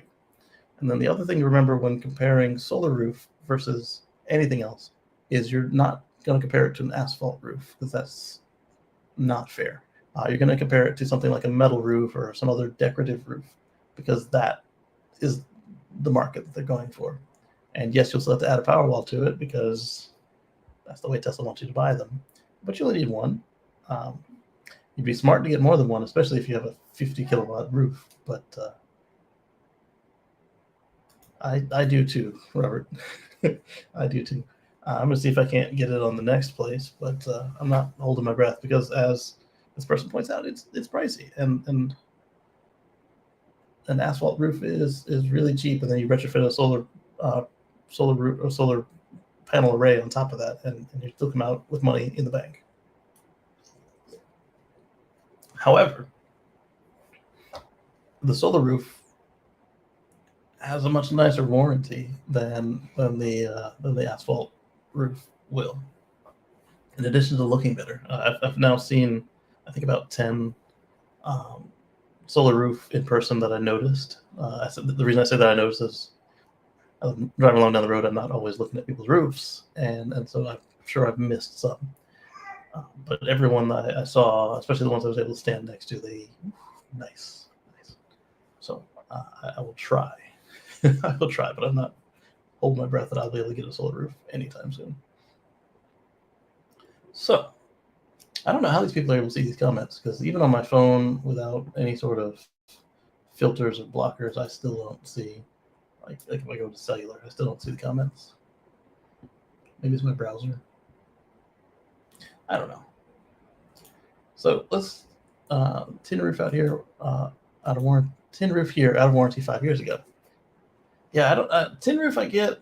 Steel roof I don't get. I mean, they look nice, but they block your cell signal. They're expensive. They increase your chance of getting lightning strikes. Like I don't get a steel roof.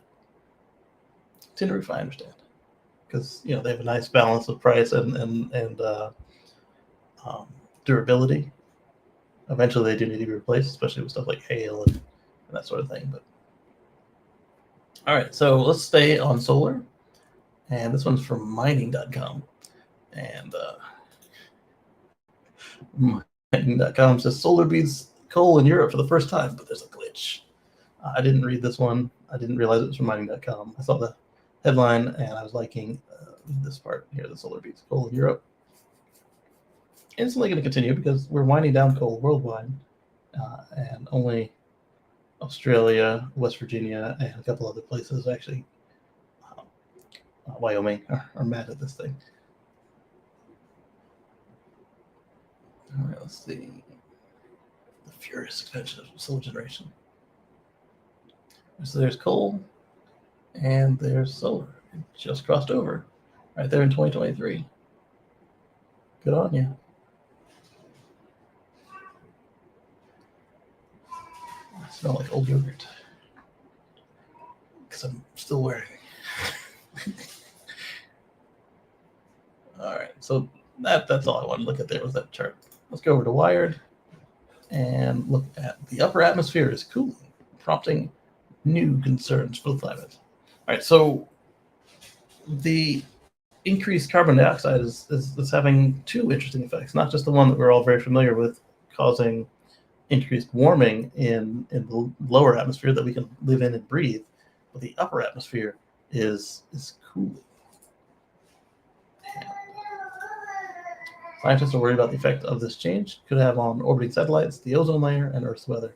I don't understand the effect they could have on the satellites unless you're talking like the ultra low orbits like Starlink and some of the CubeSats and such. And I still didn't get it on skimming the article. I didn't fully read it. There it is. Let's paste it in the chat for you guys to talk about. And basically, the gist of it is that the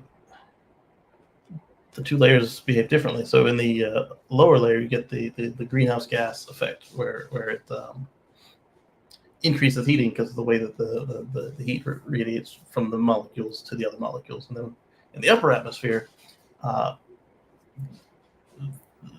still works the same way, but because the molecules are so much further apart, instead of bouncing the heat energy into the next molecule, it is more likely to radiate it into space. And so then you get a cooling instead of a heating. And then they keep talking about satellites, and I didn't see satellites once in the paragraphs that I did read, but there it is. Next up,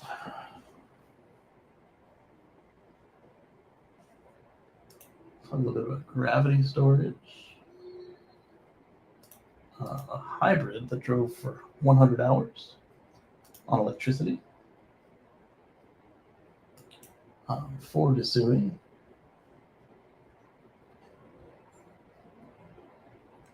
Then we'll talk about Redflow, the other flow battery.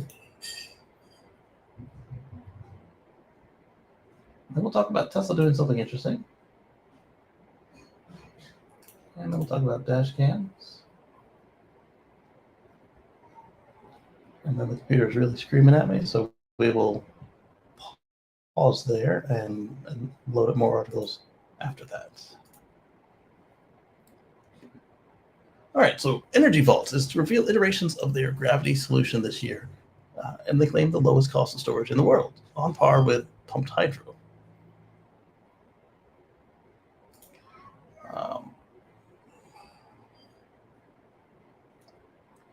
Let's see. So their EVX gravity-based energy solutions could be the lowest cost storage in the world, and the company is building the first commercial system to go online this year. What I'm curious is I had another article about them doing gravity batteries in China, and I was going to say, is this them? Yes, this is them. The company is building the first system to go online using gravity energy in Rudong, China, set to commission this year. Deployment is design pictured above has changed since the original crane-like system. Yeah, so that was the other thing you guys may have seen earlier, this like multi-crane tower block thing that everyone agreed was probably a scam because it couldn't be done that way. And well, apparently they agreed. This article requires a premium subscription. So we're done here. Because I'm not subscribing to anybody for one article. Sorry. You know what? Let's try something here.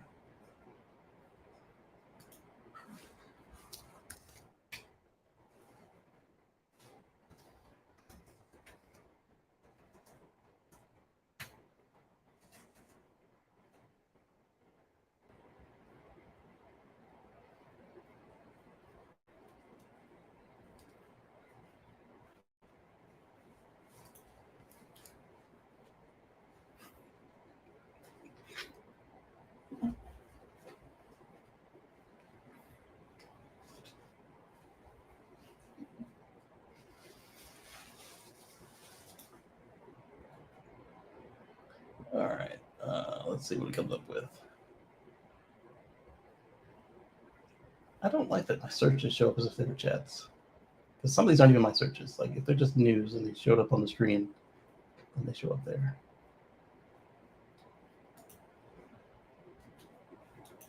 Anyway, it cost $7 to $8 million to build, lower levelized storage costs, and see if I click on that, it'll show up on the thing. All right, that's good enough for me. I'm done with this already. We'll see as it actually comes online. There'll be more articles that aren't behind a paywall. All right, so I was talking about a hybrid that drove for 100 hours nonstop in electric mode. The Toyota RAV4 Prime here went 1,200 miles using Electron's wireless electric road technology. When I read it before, I read Eaton there. Eaton, the electric supply company. But it wasn't Eaton, it was Electrions. The reason I brought this one up is we were talking about wireless charging on the Mustang Mach-E and other EVs at the end of last week's chat. So let's see. Who wants to stop and charge up along a long road trip? Me, stretch my legs. But yeah, if I could do it less, why not? Or quicker. This week, a Toyota RAV4 Prime managed to go 1,200 miles in electric mode. Okay, they got a tweet. Without stopping to recharge, announced Electron an electric roadway startup. But it wasn't due to the hybrid SUV itself, it was due to the road. Because when I read that, I was thinking initially, oh, they probably went on a closed course and drove at 17 miles an hour for 100 hours. But then I don't think that the RAV4 Prime actually has enough battery life to do that.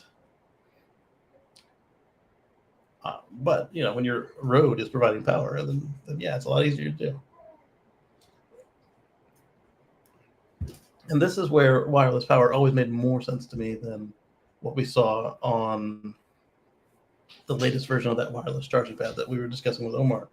The wireless charging pads, if you can get them 99% efficient, which we don't have yet, I think like in the labs we're still at like 97%. You've still got a lot of energy wasted to heat, and then the way that the current cars are set up, you'd have to kind of hack around them, because once they start charging, they lock the powertrain so that you can't drive away with the plug in the car.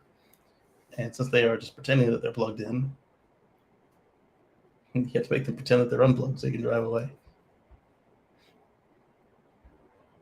So anyway, the record was set on the company's 200-meter demo track, which features a wireless charger installed underneath the asphalt in 25% of the road.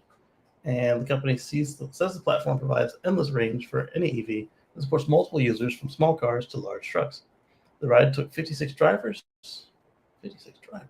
One of whom was the Israeli racing driver, Bar Baruch. The result set a world record for the longest time and distance ever driven by a passenger EV.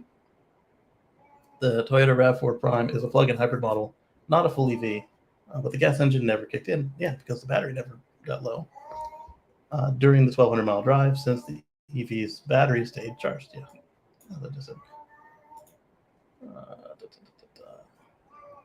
According to the U.S. Department of Energy, the average all-electric vehicle gets between 100 and 400 miles on a single charge, and plug-in hybrid vehicles typically go between 15 to 50 miles per hour on battery power alone before the engine kicks in. And that depends on who makes it and what they were going for. Like the Chevy Volt could get all the way up to top speed of 90 miles an hour, 99 miles an hour before the gas was involved in anything. And really the gas was on just to lower the speeds of all the components in the system. In fact, if you had a full battery and you got up to top speed, the engine would be running away, but like it wouldn't be doing anything. Same on certain states of battery charge in the Prius. But others, like these Prime models and other plug-in hybrids, they I don't know if they're being conservative with their systems or if they just weren't as robust. And so not only did the system start spinning the gas engine, but it would actually also start firing and then providing power. So anyway, the RAV4 Prime has an EPA range estimate of electric range estimate of 42 miles, according to Toyota. And as you can see, 1,200 is considerably higher than 42. This milestone proves that Electrion's wireless charging technology effectively addresses two key challenges in EV transition: range anxiety and battery size. The company said it eliminates range anxiety, enabling an endless drive, which and demonstrates that even a compact 18 kilowatt hour battery size is no longer a limiting factor in EV adoption. And this is something I've always liked, the idea of having a battery size that will allow you to do all of your local driving, stopping only to charge at home, and not having to come back in the middle of the day to top it up unless you have an exceptionally busy day. But then when you go on the road, being able to just wirelessly charge or conductively charge or whatever without having to stop and charge. There's nothing wrong with stopping and charging, but we're still not at parity with ICVs on the best fueling stops. And as I pointed out in the myth of the three minute gas fill video, that they're close, and that everything except long road trips, the EV actually beats the ICV. But if you literally bought a car at the beginning of a long road trip and then threw it away at the end of the long road trip, then the fossil would win. As far as fueling time is concerned, you get there first. So I guess you wouldn't really buy them and throw them away. What you would probably literally do is say rent one of each from Hertz. So then you got a Model 3 or Polestar and whatever run-of-the-mill entry-level fossil they have, and you would get there faster with the fossil because of the charge times. but only on the long road trips. If you watch my video, you'll see I broke the math out, and counting the 3 to 20 seconds it takes you to plug in your EV every day versus the 7 to 15 minute detours. When I didn't even count the detours. Time spent at the pump, considering the fact that you also have to get into and out of the station, and the station might not be on your daily trips. It rarely is on mine, but there were some times where a gas station, that's the one I would pick, but a gas station was on a right-hand turn, on and back off of my route. But it isn't anymore and hasn't been in many years. But there have been times where there was literally a gas station, but again, not one that I would have picked because either the prices were high, they didn't have the additives I wanted, etc. Those were still out of my way, but like I say, I literally just need to fill up, and so you can just pull off to a place, and I'll admit those exist, but even then, you have to getting out of them is not so hard. But if you pay inside, there's always just, even at 3 a.m., there's just this magical person tying out the cashier for whatever reason, and then you have to get out of the gas station back onto the roadway, which, depending on where they're laid out and how, it's not always quite that simple. Sometimes you gotta wait several seconds to get out, sometimes several minutes to get out, depending on how poorly their entrance is designed. But anyway, back to this article. 100-hour drive covering 1,200 miles would average just 12 miles per hour. However, the CEO and co-founder told Insider that the car circled the track at 30 miles per hour. So that means that they were probably stopping to do their driver swaps. And with 56 driver swaps, that clearly eats into their time. But literally, if you could cut 1 or 2 charges from your drive, that might be nice. But right now, I find that my bladder doesn't always outlast even the reduced range of my Model X, except while towing. And it's not just my bladder. I've got 2 other people in the car, one of them being an infant. So I guess she's a toddler now, but either way. Yeah, so between the 3 of us, somebody probably could use the stop, not just the car. But sometimes, like when we're towing, those stops can be shorter. Otherwise, what I find is when we're just traveling without towing, it's just us in the car. I find that the car is often ready before we are, if we time these stops to match up with food stops or tourism or whatever. All of a sudden, you're getting a text from the car, "Hey, Elon's about to get in your pocket for $1 a minute. Come back now," referring to the idle fees there. That's a good point, Robert. There's far more EV stations now than fuel stations, at least in Europe. I don't know. They're getting close in the States as far as like individual charge points, and that's only going to continue to skew for the EVs, because with all these fossil bans that are coming up, there's less incentive to make new gas stations. That doesn't mean that some of the existing ones aren't remodeling, like the one that was near my townhouse there. They completely tore it down and built it back up. But then we also had what I call the gasless station. You had the independent station up in Maryland, and then you had with like Wawa, they had a couple stations coming in that were just superchargers and convenience stores. They were no gas at all. Yeah, they grow up so fast indeed. Head spinning so fast. The vehicle only paused momentarily to switch drivers, never switching off its engine. You got to be careful using these old schooly terms, because we just talked about how the engine never came on. It never switched out of ready mode, you could say. They never powered down, and never for dedicated charging. Its 18 kilowatt hour battery was never depleted and was continually charged by the electric road. By eliminating the necessity for large batteries, the tech not only reduces the total cost of EV ownership and environmental impacts, but it offers the unparalleled advantage of extended, if not unlimited, range. Yeah, because if your battery is not running low, again, like I said, if you have something long enough to get you through your errands and around town driving, you can put these exclusively on the highway, and you can use them in that manner. Or you can only put them on the main roads, and so then you're not needing them. You could go with even smaller. You could do something like the Mazda CX, whatever, with its 100-mile range, because that'll get you to work and back, get you all around town, and then each time you hit the main roads, it's juicing back up. Because I found that I have run 300 miles in a day running errands. Not typical by any means, but I found that I could do it. So if I was limited to just 100 miles, that would not work. But a 200, 250 mile range, no problem.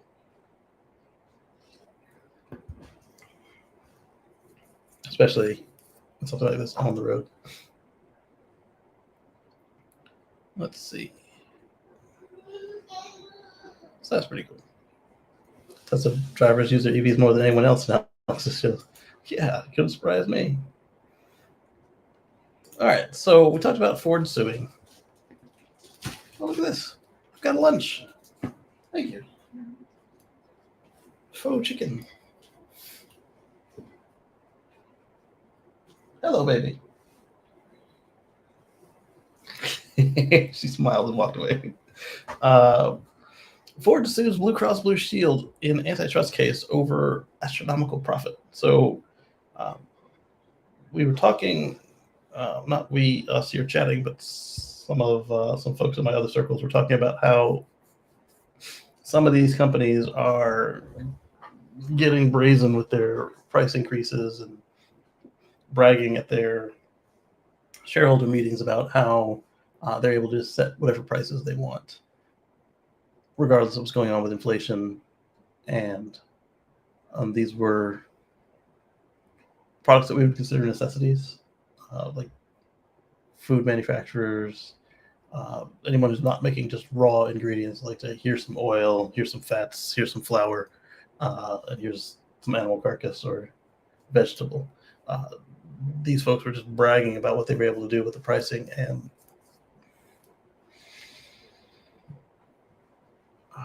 insurance, education, fuel.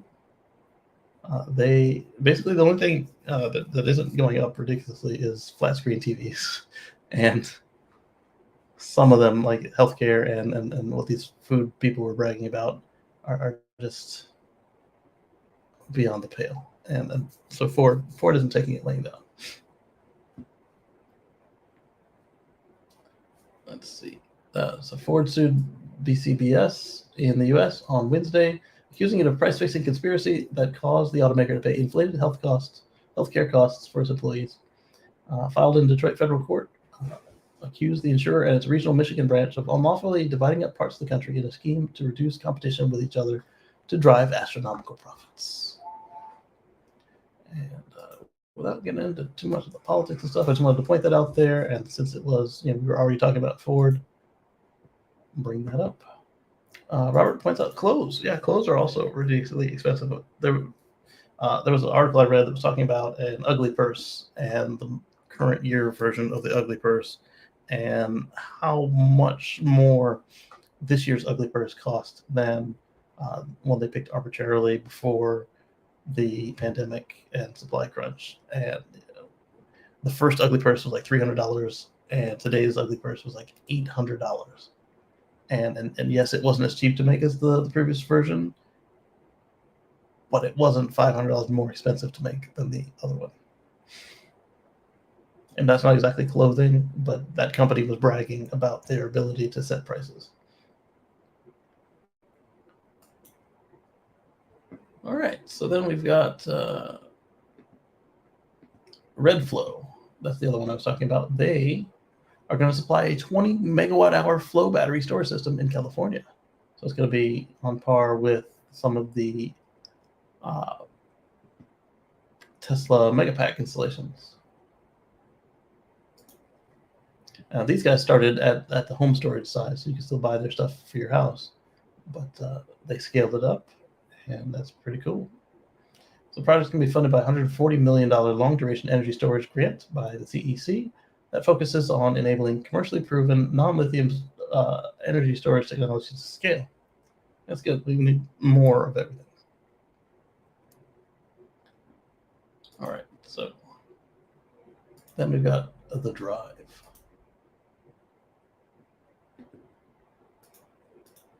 Tesla is quietly disconnecting radar in some customers' cars during service visits. So I was just in my car in service mode the other day, and my radar is still lit up green like a Christmas tree on the menu. So they didn't get me.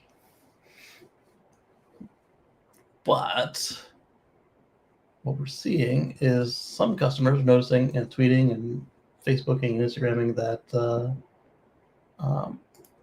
that they are getting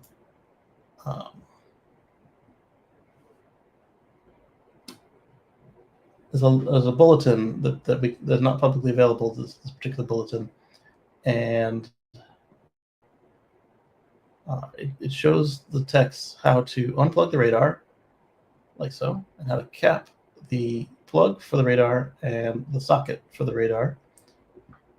And then when asked about it, like if you try to get them to not do it, they'll say okay and they won't do it, but then they point out that, oh, well, your car hasn't used the radar in months. This is particularly true if you are in the FSD beta program. These are cars that have the radar, because remember, a lot of the cars shipping today don't have a radar module. And this is the classic radar, not the HD radar that was rumored to be coming with hardware 4 that we haven't really seen yet. And the one thing I do like about this is that you get power savings by not powering this module. The one thing I don't like about this is the way that they kind of stealthily started adding it to your service center visits. They aren't charging for it, so it's a line item for $0. And apparently somebody said they were physically removing the radar from the car. They're not. They're just unplugging it and giving you a cap, 2 caps. Same thing happened to me on another non-related service request, seat sensor. I immediately wrote back saying, no, I didn't want that. So they removed it from my appointment, but said software will be shutting the sensors down soon anyway. So I'm hoping that if I don't get this done, that they physically power the radars down, because as I was saying earlier, that they're still on. Who knows what they're doing? Hopefully, like I said, hopefully they're cross-referencing the radar output with what they're getting from the vision system. But when they said it wasn't in use, I expected that I'd get that power savings back, and this would give that. Let's see, just canceled an appointment for fender camera vibration at high-speed run. Saw 2 service added. I'm worried I'll still create a new issue. TMS flat is perfect as it is now. I went through 40 hours of high-speed driving and it worked flawlessly. Correction. Retrofit HCU wake-up wire. And correct concern. Disable front radar sensor. Correction, this was not applicable. Correction, disable front radar sensor.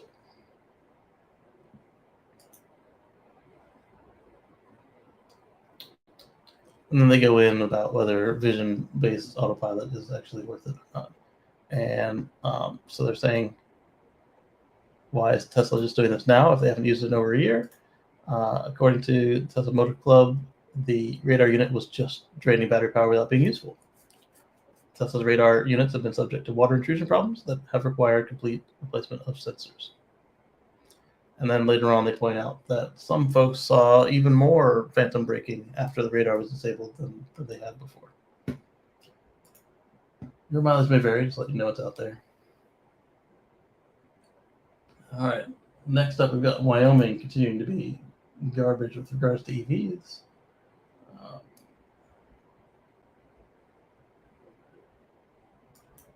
Good news for Electrify America. Stanford study with a questionable conclusion. New solar cells. And a recall.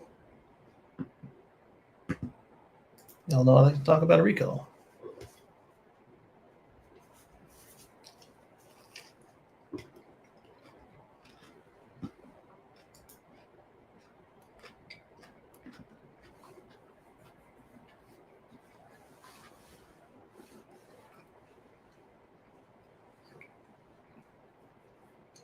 Wyoming puts the brakes on an EV charging station build-out plan. Now we have a Model 3 charging at a supercharger, V2. How does Mr. Supercharger know it's a V2 supercharger? They don't call me Mr. Supercharger for no reason. But it's got an aluminum collar on it, and that tells me it's a V2.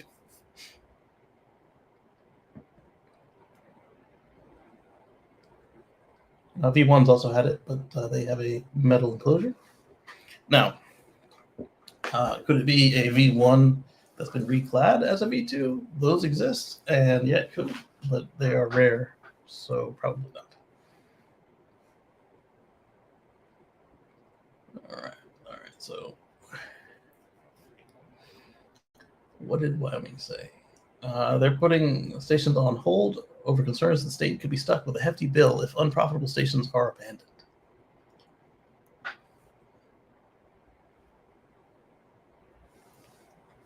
Then you just shut them down.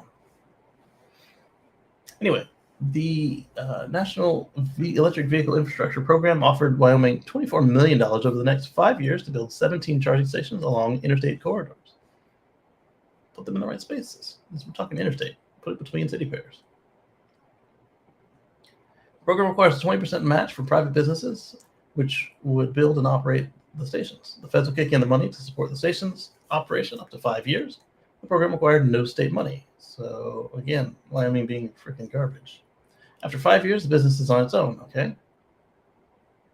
That's where Wyoming Department of Transportation is worried it'll run into problems. Doesn't pencil out. As the Wyoming Legislature's Joint Transportation Highways Military Affairs meeting last week, Darren Westbury, interim YDOT director, said that the research the department has done suggests that stations won't be profitable for 20 years. So what? Let alone in 5 years when federal support money could run out. It'll take a significant amount of time for it to ever pencil out. Yeah, because you guys are talking about banning electric cars. So yeah, it might. But these things aren't linear. They're going to be exponential.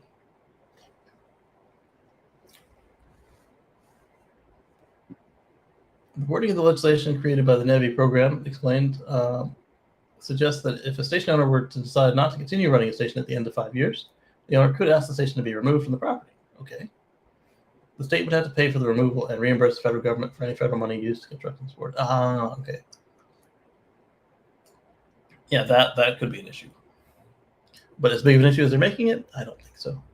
The last thing you want to do is to take money off of the roads and pay that back to the federal government. The department is ready to release a request for proposals and to find interested contractors to build the EV stations. Once the department realizes it could be on the hook for the money, they reverse course and put the brakes on the program. And these new pencils.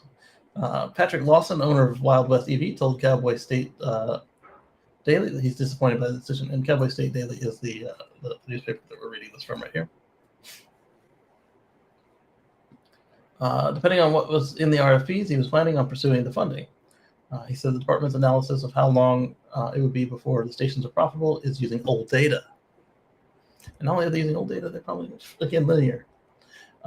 He said the department could just stipulate in the RFPs that the state wouldn't be held responsible for any costs should the station be abandoned. Yeah, exactly. Lawson said Wild West EV's station usage increased 50% every year for the past 6 years. Likewise, EV sales have been increasing steadily every year.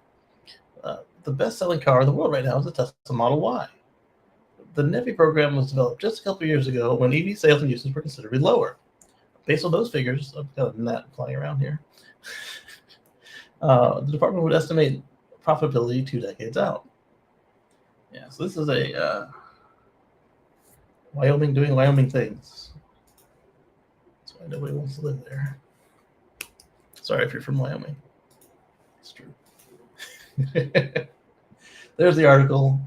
I think we'll keep this open and we'll discuss it further with our friends Georgia and Russell. Oh, I guess Russell won't be here this week.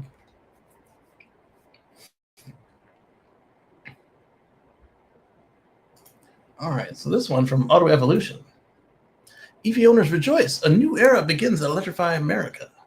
Switching out Switching to an all-electric car is a significant challenge to people who live in most urban areas. Not having a garage and outlet to plug the car in overnight is bound to become a pain. Yes, it is. Been there, done that. Besides that, longer journeys in EV become unfeasible if there is no proper charging infrastructure. Yes. This is where Electrify America jumps in and saves the day, potentially. The problem, however, is the reliability of the chargers, and it might change now. So this is a screen grab where the then CFO and Vice President of Electrify America, and now the new CEO, was taking a road trip and experiencing the quality of their stations firsthand.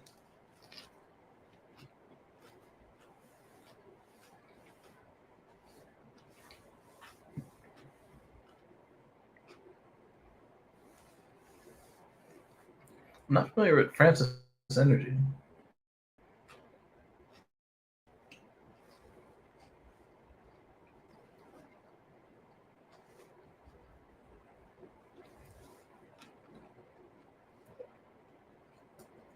Thus, if you buy an EV that's not a Tesla and want a fast charge for long journeys or weekly commuting, Electrify America will be your best bet. That's why the VW-owned network is vital for the success of automakers that went with CCS port, and at the same time, maybe the reasons for which Ford decided to implement Tesla's charging solution. Mm-hmm.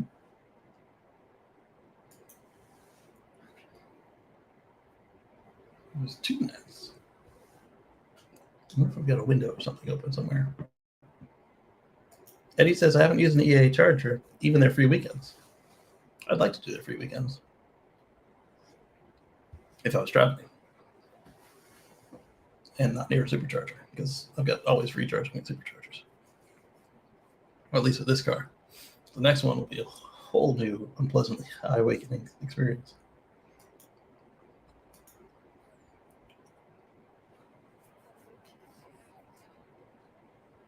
All right, some users have trusted the network's installs to work correctly. Still a couple of unlucky ones have lost their cars due to various issues like charge port overheating, other troubles like being unable to unplug, seeing sparks or smoke when plugging in, and having their EVs bricked by the charging station have led to zero tailpipe emissions drivers questioning if they should visit an EA station.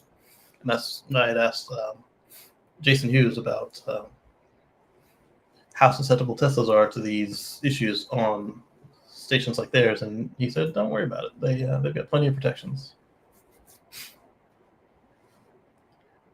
We talked about that when we were reviewing his tweets. Besides all these unfortunate situations, Tesla fans and investors laugh at what other EV customers must deal with. Just added salt to the wounds, yes. Yeah, so it can ruin your plans, etc. if you have that situation. And then, of course, some of our friends like Sergio pointed out how they've done them. And yes, they're not perfect, but they always made the trips, which is true. But it shouldn't be. I mean, that's not a good feeling to see all these when you're getting ready to go on a road trip. Or like a couple weeks ago when I did the CCS test and found out that that most of the North American stations were listed as down that morning before I was getting ready to go do my test.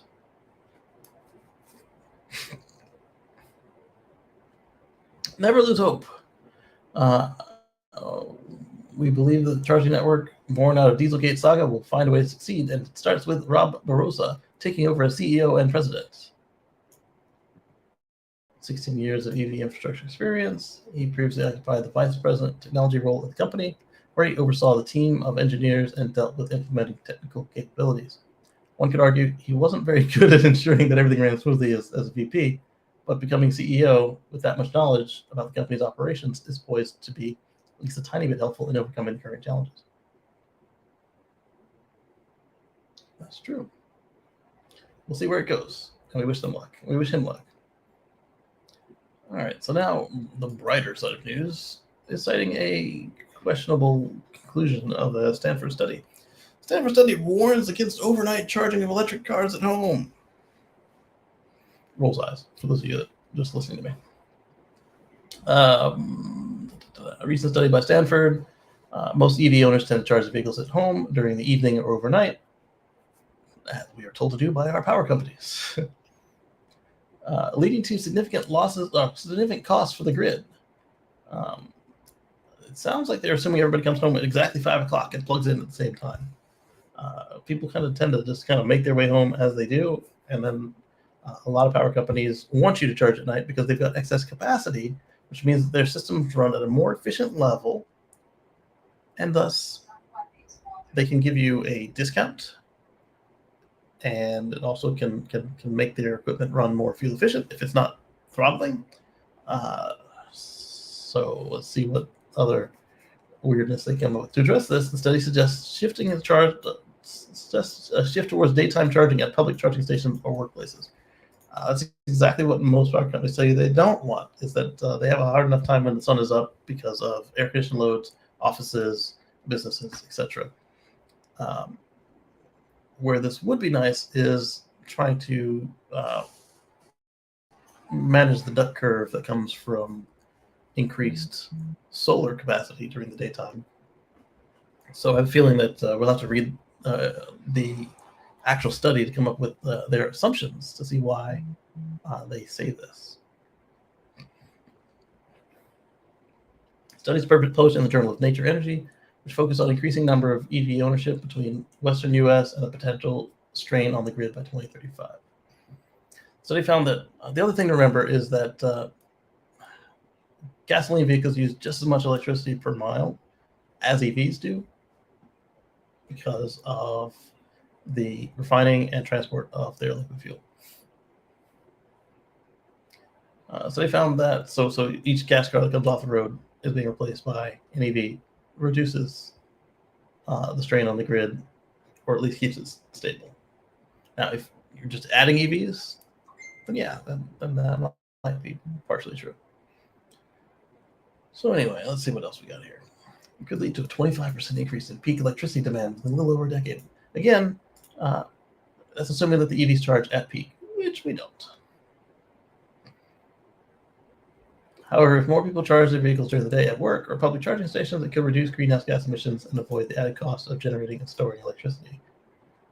They have clearly made some assumptions that we're going to have to look into to come up with such a contrary suggestion to everybody else. I also need to look and see if they're funded by anybody.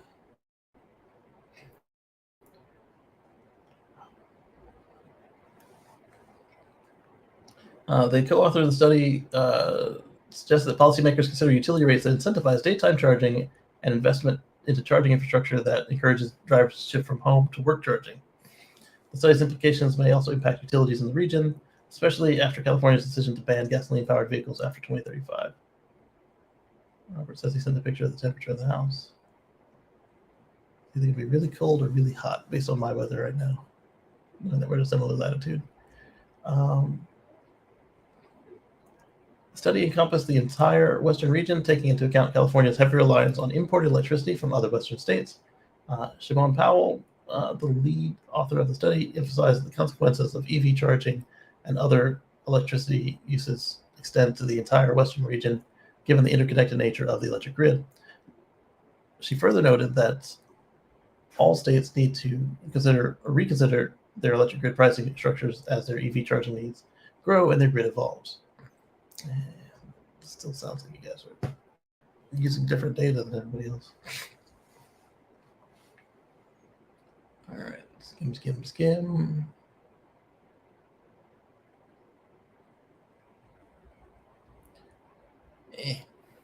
The work was funded by the California Energy Commission, by the National Science Foundation, Bits and Watts Initiative, with support from Volkswagen. Electrify America. All right, so here's the article. I'll bring this up with Patrick and Georgia as well.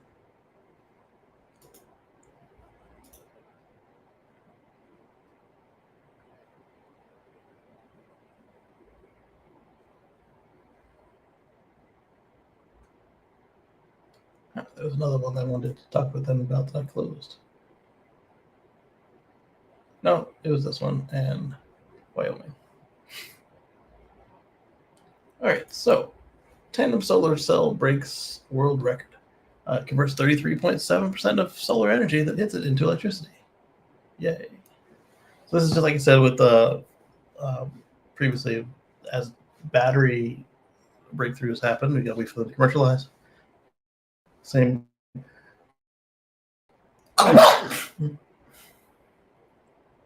Excuse me. Same with solar. Moving on. I told you a recall. There's a recall. Ford Bronco is being recalled because people may get discouraged trying to use the seatbelts.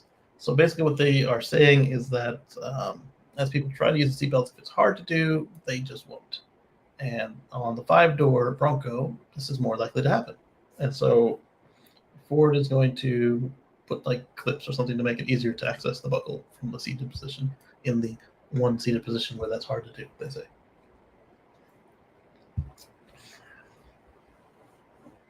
So that was the recall. Moving on.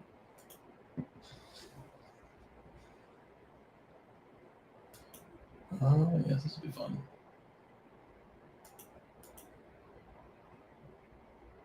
And we weren't done with plaid.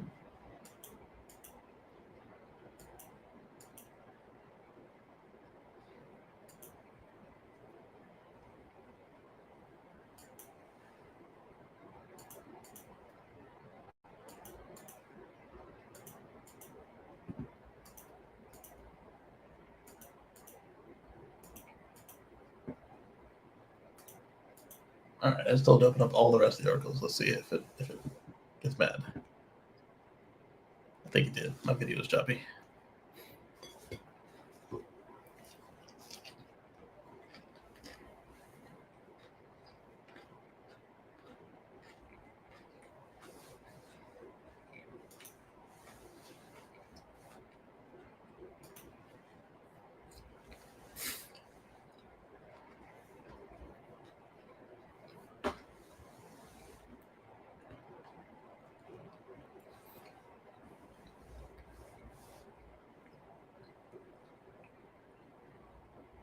All right, so California bill bans self-driving trucks. San Francisco supervisors block Waymo. Does Ludism reign? Let's see. California Assembly passed AB 316 by a vote of 54-3. Included in the bill is a provision requiring a human driver to be present in autonomous trucks while testing, which was lobbied by the Teamsters Union. Oh.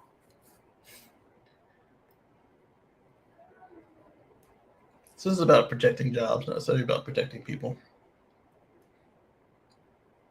This is only an assembly bill. In order to become a law, it would need to have a Senate equivalent and signature of the governor. Update. The city has also filed new complaints such as these against Waymo and Cruise, opposing the expansion of the service of the robotaxi companies with the California Public Utilities Commission. Ban them all you want. They're coming. So do you want to be in control of what happens, or do you want to be a dictator what happens to you? That's all it is. Previously under the San Francisco supervisors, also under lobbying from Teamsters, refused a position from Waymo to convert warehouse space to parking spaces for employees at a new facility in an industrial section of Southwest San Francisco. The parking had already been overwhelmingly approved by lower committees, but descriptions of the meeting suggest that the conflict between robotaxi companies and the city had escalated, and the rejection of this parking application gives the appearance of being about that and not whether these parking spaces are appropriate. For trucking, it's obviously ridiculously long-term to have drivers. It's obviously ridiculous long-term to have drivers in trucks driven by computers. Absolutely. What are you doing? Just sitting there watching the computer? Because eventually it'll get to the point where the safety driver is literally just babysitting. We're not there yet, but it will get there. But all the plans depend on removing the driver at some point, and has already been done by robotaxis in the city. The law, if passed, will require that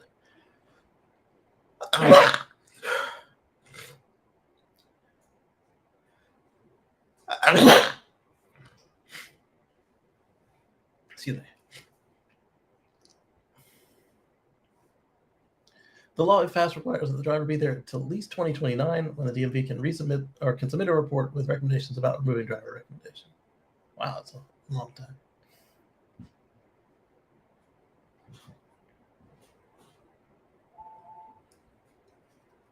This is interesting as well.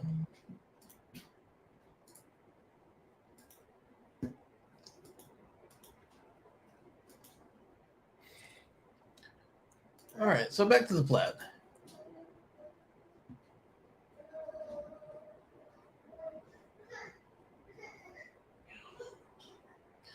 Watch Tesla Model S Plaid set a new world record in the quarter mile. When the Plaid first came to market, it was tough for people to achieve the Tesla's stats that Tesla touted, and there were always new ways to try. Let's see. So another world record.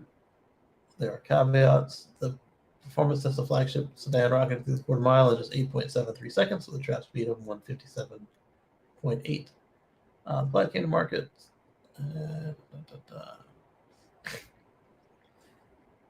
At any rate, the Plaid set a new world record in Naperville Dragway.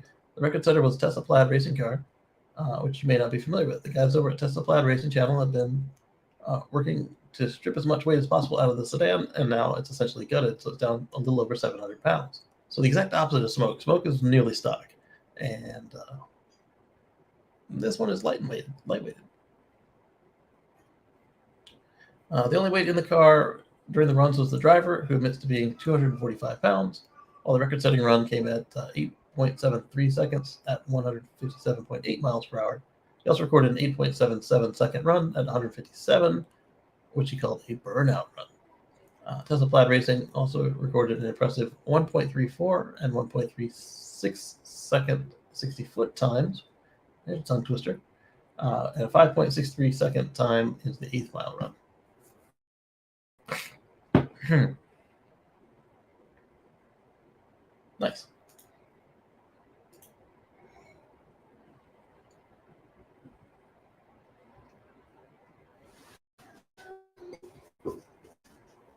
Oh, wait for the comments to load.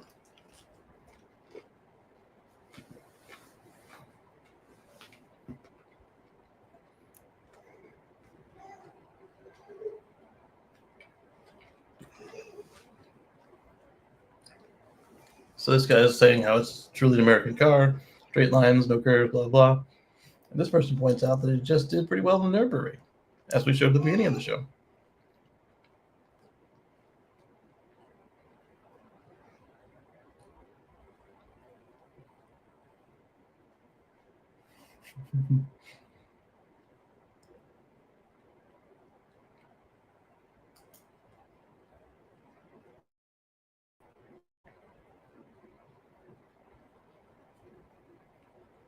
Anyway. Next. Hey, sweetie. What's up? Time for another nap? You sleepy?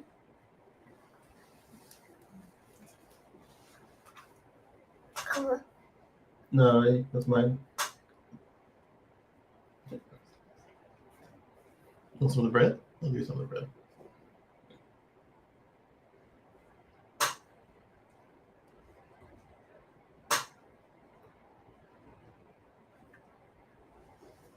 You already ate your lunch. Let me eat mine.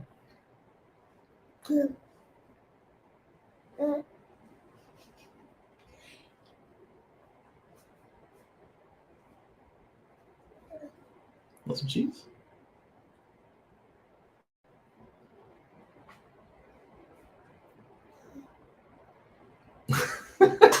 She just keeps asking for more.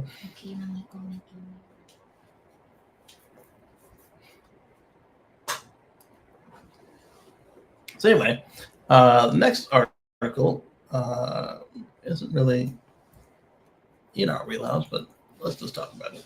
Elon said that home prices will crater, and that prompted a sharp rebuttal from the CEO of housing giant Redfin. I wonder if this is why Elon thinks it's immoral to be home working. Get off my food.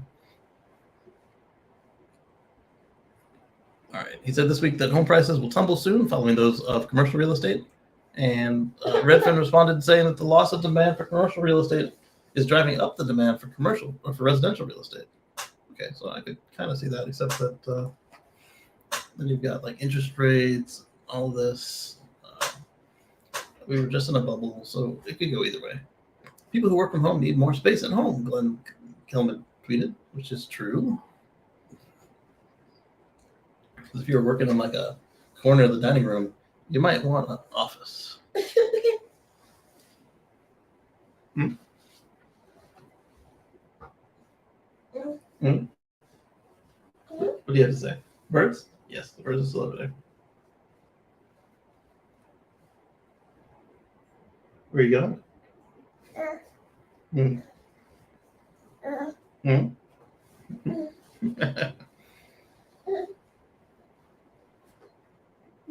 Birds?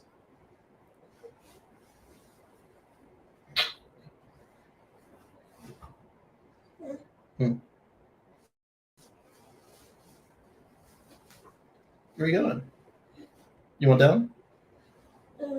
Yeah, you want down?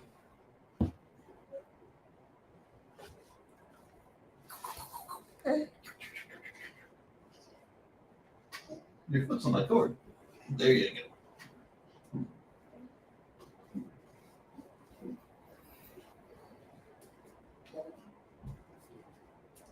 Bye bye.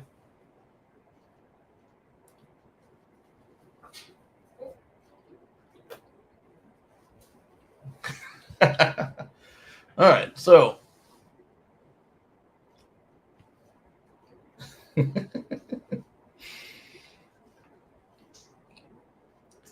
let's see. Loss in demand for commercial real estate was driving demand for real estate. Okay. Workroom and waning need for office space led to many vacant commercial real estate buildings, plus the pricing. Yeah. Hi. Welcome back.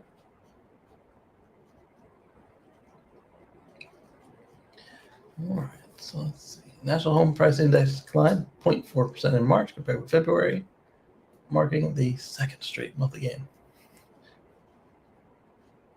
Let's see. On an annual basis, home prices are down 2.2%. West Coast sees declines and East Coast sees increases. Outlook for home prices is hazy. Zillow said that home prices have already bottomed, while Moody's and Fannie Mae still expect prices to drop further.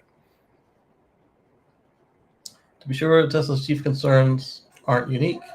Other economists and commentators have raised similar alarms about the Federal Reserve's rapid interest rate hikes and the pressure those place on the property sector. There we go.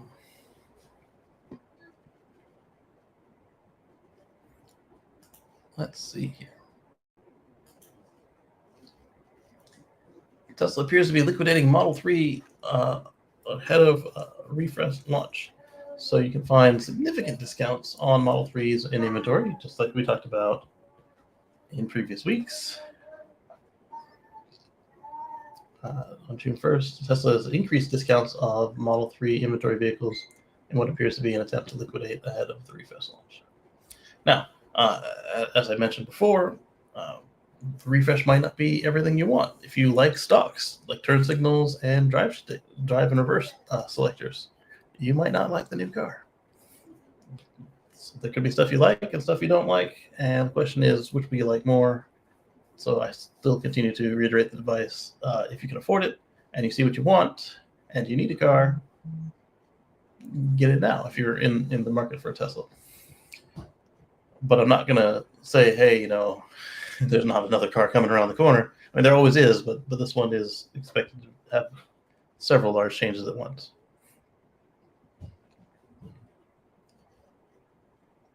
Whether it's linked to Project Highland is supposition. They could just be testing demand at lower list prices. Absolutely. It's long been known that there were a glut of Model 3s this year due to aggressive production. Why isn't that the explanation? I'm also seeing Model Ys discounted up to $2,000 out of existing inventory. Is Fred saying that this means Project Juniper is happening simultaneously with the release of Project Highland? Maybe.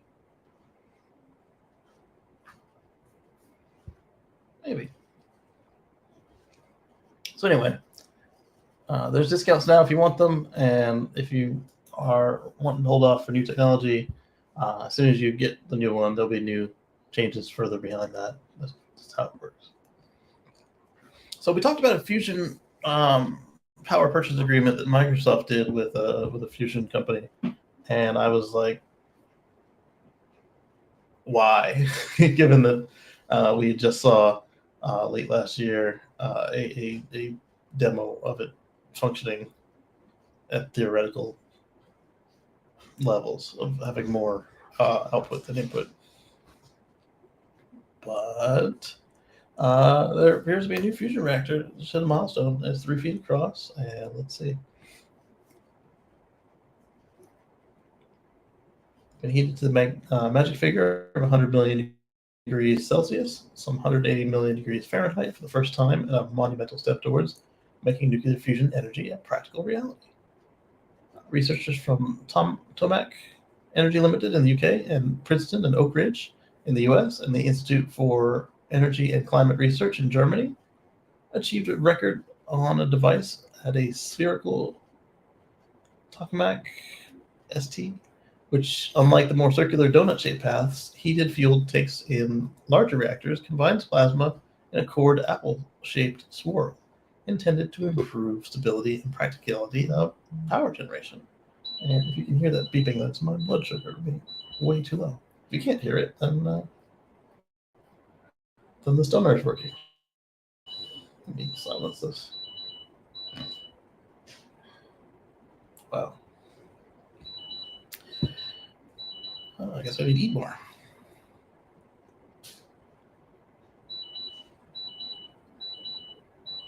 So this is not commercialized still. But it's a step further than the last one. And maybe that PPA isn't too early. Maybe it is. This is an older article. It's from Motor Trend. We plugged a Ford, a Hyundai, and a VW into Tesla's Magic Dock chargers. Only 2 vehicles charged. This is in March of 2023. And I will go ahead and say that it's probably the Hyundai that didn't work, based on what I know about how people were having troubles with compatibility with Magic Dock. Yeah, I'm going to go ahead and say it was Hyundai. All right, so they're pointing out that the Lightning has a long hood and an inopportune location for the charge port door. And so they did was they kind of angled like this. And then for the Volkswagen, which has the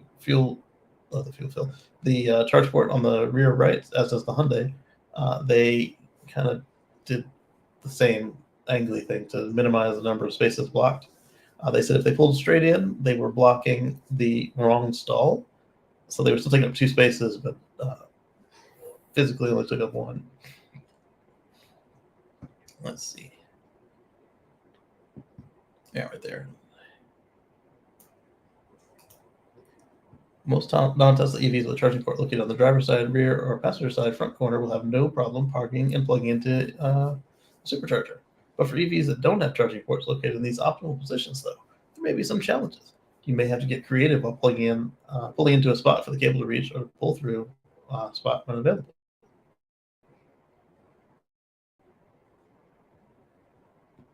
For example, despite having a charge port on the driver's front fender, the Lightning has such a long nose on the supercharger that the supercharger short cable didn't reach.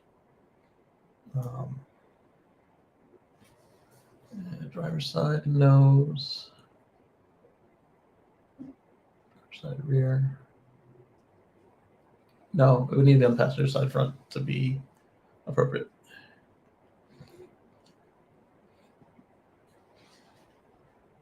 The ID4 and Ioniq 5 have their charge ports on the passenger side rear corner, making it easier to get the port to reach the cord. However, these ports are not situated on the same side as Tesla vehicles. Come on.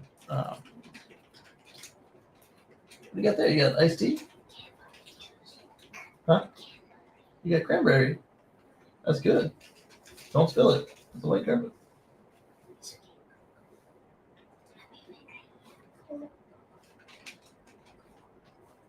Hi, baby.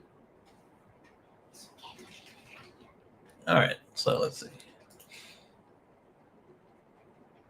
We experimented with approaching from the opposite side of the charger to enable the cable to reach, and by parking normally. Unfortunately, the presence of concrete wheel blocks on the ground prevented us from getting cars close enough for the cord to reach. Nevertheless, the parking behind the charger could be a solution if a wheel block or similar obstruction isn't there. It's true. Breaking the magic. Unfortunately, the Hyundai Ioniq wasn't so easy, despite making 7 attempts at the 3 supercharger stalls, we were unable to initiate a charging session with the Hyundai. The mobile app repeatedly displayed a message. We ran into an issue charging your vehicle. Please unplug your vehicle and try again. Please unplug, select another stall, and try again. We're unsure of the exact problem, but we've heard other Ioniq 5 drivers having similar issues. We're looking into an explanation. Given the Ioniq 5 only had 8% charge remaining, we used the F-150 Lightning's 240-volt outlet to provide the vehicle extra juice to ensure it could reach the next non-Tesla charging station. That's kind of cool. Just like our friend Sergio does, uses the F-150 as a tanker. Cool trick, but hindered by logistic problems. Yeah, that's probably stuff like this that they're finding out at the existing stations. Is probably why they haven't been too quick to continue the rollout of the Magic Docks. Because now that you know what's wrong, you need to fix them. And one way that Ford fixed it is by joining Tesla in the NACS. We're not used to supercharging sessions failing as they did for the Ioniq 5. The network's reliable and consistently fast charging is what sets it apart from every other fast charging provider. One other thing to look at with the Hyundai is they have an 800-volt architecture, but the way that they achieve it is different than everybody else with 800 volts. They don't just simply break the pack into two and then charge them both at 400. They have this weird sort of situation where they always charge 800 and they kind of like amp up the voltage, and perhaps that's where the system is breaking down. But it's a simple matter of Hyundai and Tesla working together to get it done quickly, or Tesla kind of like reverse engineering it to get it to work. Let's see. Yeah, so it's an old article, but I think it's going to work. We've got an article at PV Magazine that didn't load, and there it goes. So Enphase, the same people who made my microinverters, have launched a new residential battery. So the difference between this one and the old one is that I could tell from skimming the article through is that the new battery is lithium iron phosphate versus the old lithium chemistries that were in the old battery. And possibly they may have smaller modules this time around so that you can kind of stack it up to the level that you want. But I couldn't tell that for sure. I mean, I could, but I don't recall what their other one was. And I didn't feel like looking at it. There we go. Good on you. All right, so every now and then I pull these little weird vehicles we find on the web, usually from Letrek. And this time it's two guys built the world's smallest and cutest camper on a bicycle. So we see a tricycle and what looks like a truck camper on the back of it. Let's look inside. Oh, they've got a YouTube video. I'll watch that later. There we go. So they're just pedaling it away. Get an interior shot of this thing. They do. It's so cute. Is it practical? I don't know. Dan says, "What's up? What's up, Dan? Thank you for the article earlier." All right, so next up, we've got an interesting article about a Model Y that burst into flames. And Tesla told the owner to bring the fully burned vehicle to the service center. What's weird about this, just from reading the headline to me, is that if you have a car that's been totaled out, your insurance company would take the vehicle to a repair yard. And if the vehicle is completely burned up, there's nothing to service.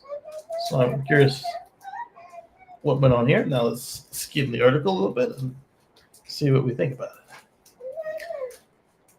When Vishal Malla pulled over one day thinking he had a flat tire, he saw smoke coming from underneath his Model Y. Lee says, "Wow, that's small." Yeah, exactly. That's what she said. Anyway, Tesla owner was driving Model Y down the road when the car began shaking. A few minutes after he pulled over to check for a flat tire, the whole vehicle burst into flames. The only advice Tesla customer service offered was to bring the vehicle to a service center. And what can they do? They're not a roadside system. So unless you had Tesla insurance, what else could they possibly say? Bring it to the service center. Let's see where it goes from here. After Tesla went up in smoke on the side of the road, he called Tesla looking for help. Instead of answers, he was met with ridiculous requests. Although the company made a note of the report, no one offered any real guidance. He followed up with the company several times, but received much of the same. One agent I talked to had the audacity to tell me to bring my fully burned Tesla to the Tesla recommended servicing center.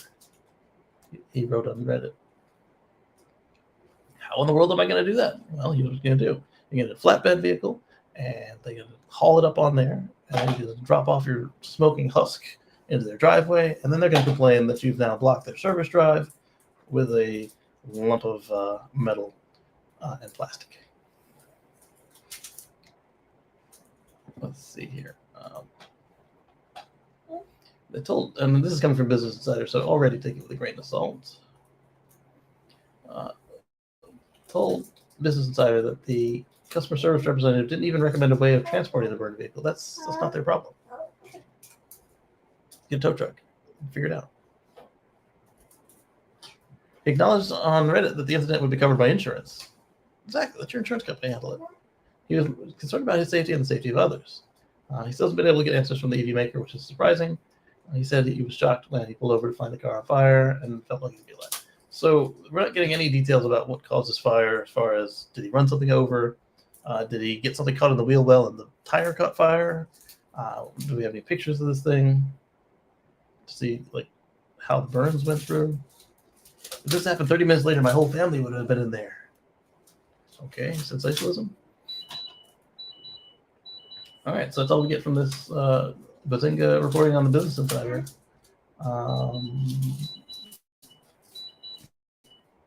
Let's see.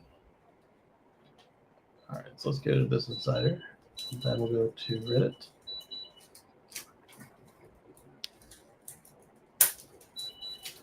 Don't open that, she's going to destroy the disk.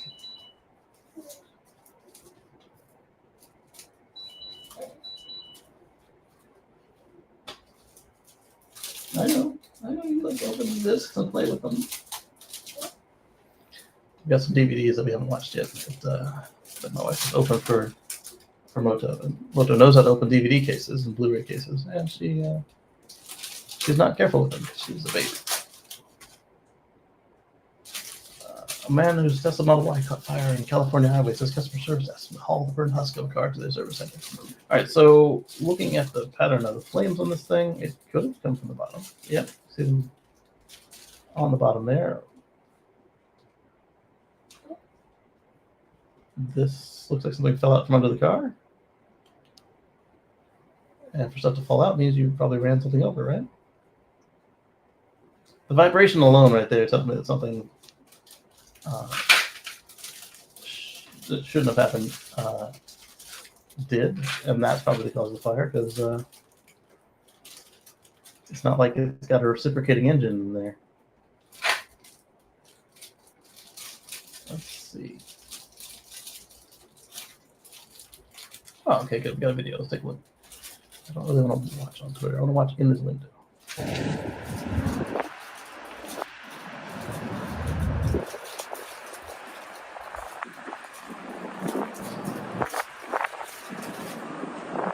Alright, so it's definitely on the bottom of the car. So it could be the battery.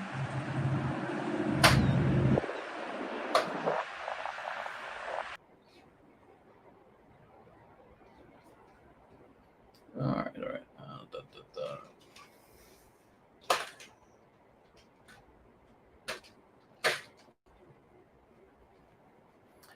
Representatives from Tesla did not immediately respond. They're not going to.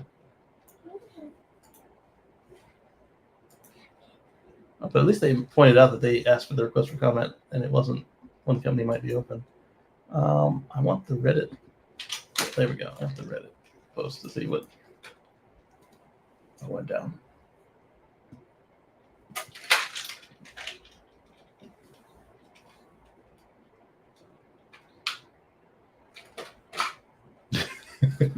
I mean, that'll work.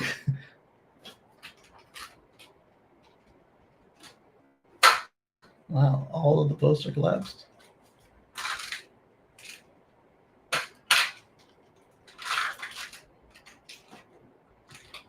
Automakers don't respond to individual incidents unless you contact them in writing, and even then, you'll get a form letter. Hey, we got a Twitch comment.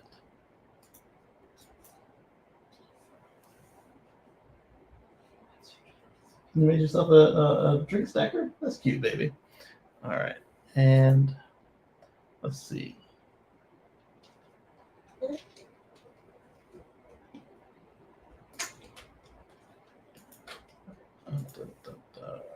Have your insurance company deal with Tesla? Exactly. It's not that hard.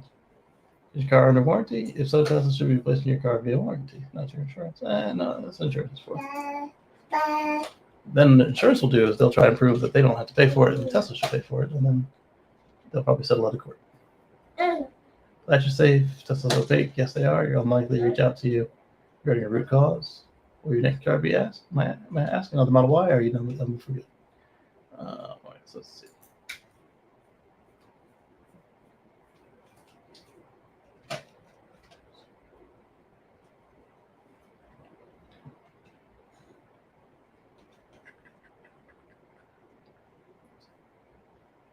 Picture was posted yesterday. It wasn't got removed, indicating there's a screenshot.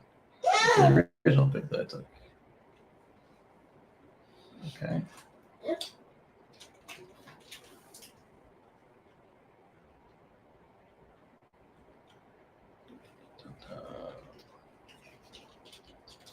So clearly this is just in our pick, so not in one of the more technical subreddits, because no analysis of the thing. Just a bunch of people reacting to the fire viscerally. So this will be something for me to follow up on, and when I see it, we'll talk about it. All right, so next up, we've got Factorial Energy. They nabbed UN certification to ship their 100 amp hour solid-state batteries for EVs. Now 100 amp hours in that's really cool. And also, I didn't know that UN certified batteries. Let's see. Yeah, UN meaning the United Nations. We can safely shipping its technology to customers around the globe. The company's solid-state batteries move one step closer to automotive qualification for full-scale integration into EVs. They're based out of Massachusetts. That's cool. Nice homegrown. They're currently developing technologies for EVs and currently supports multiple joint ventures with big names in automotive, including Hyundai, Mercedes, and Stellantis. All right. Energy dense. Proprietary spin, leveraging solid electrolytes. So these are solid-state batteries.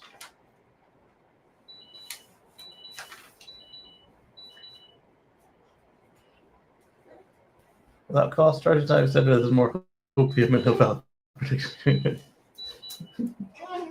Oh, yes, indeed. But the fact that you can ship them means that they are at some level of commercialization. All right, let's see here. So far, we talked about them earlier. So far, has released lithium iron phosphate batteries for utility scale applications. We got another switch coming.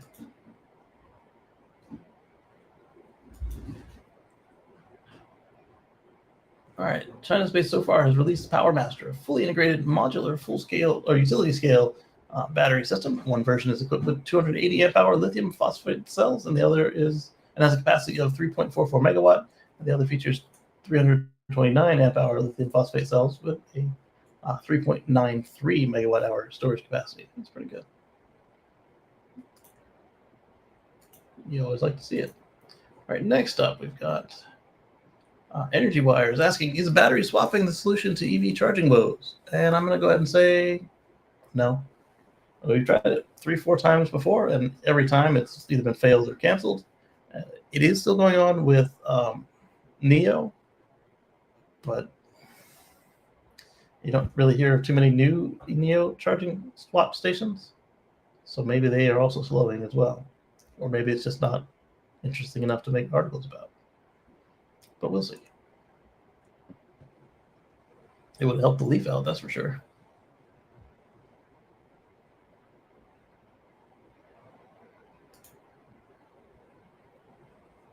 Swap flop. Battery swapping is simple and compelling. And in the early 2010s, when EVs were first entering the mainstream, a darling of investors in the media was called Project Better Place. Yes. The company raised $1 billion on the idea of its stations and replaced EVs that replaced EV batteries in 5 minutes and would replicate the speed and convenience of gas stations, even at lower prices.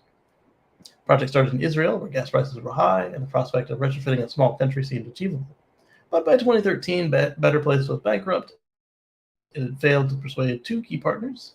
Its technology was tried out by only one automaker, which was Renault, and it hadn't convinced drivers, who had to wrap their heads around the idea of owning a car, but not its most expensive component, the battery, which would have been awesome for early Leaf owners. Robert says, beep, beep. And another Twitch comment of Corgi and Creeper. Let's see. 2 years later, Tesla tried it, and it made one, and it didn't work well because they had to make you make appointments, and it was expensive, blah, blah, blah. Clearly it's not very popular, said Musk, which, again, he didn't really give it a shot. Meanwhile, battery swapping is working out in China. NIO is doing it. And modular model. It's got fossil fuel backers because they like the idea of you having to come to a place. I think VinFast was originally trying it, and then in the States they changed their mind, or at least battery leasing. I don't know if they're doing battery swapping. And there we go. All right, so that is the last of the ones from the notepad. However, we have got this on carsandcores.net, which I only just loaded up right when I was loading up the show, so I haven't read it. But Patrick promised to have it up in time for the show, and he did. He did it. So 20 years of Tesla from 2003 to 2023. I'm going to read this thoroughly later, but let's skim through it. 20 years ago, Eberhard and Tappening incorporated Tesla Motors. Yay! Elon and JB and others joined to help make the incredible business it is today. The company's name is a tribute to investor and electrical engineer Nikola Tesla, specifically for his polyphase electric induction motor design. Battery swapping with the mopeds. Yeah, I think it does work there on the Gogoro and the Japanese motorcycle versions of the technology. Here's a link to the carsandcores.net page, not necessarily this exact article. So if you're reading this weeks or months later, look for 20 years of Tesla, 2003 to 2023 on Sunday, the 4th of June. All right, so they talked about the founding, what makes Tesla different. Innovation is Tesla's lifeblood, internal struggles, the founder lawsuit, the Roadster. First factory, IPO. This is going to be a whole timeline, isn't it, Patrick?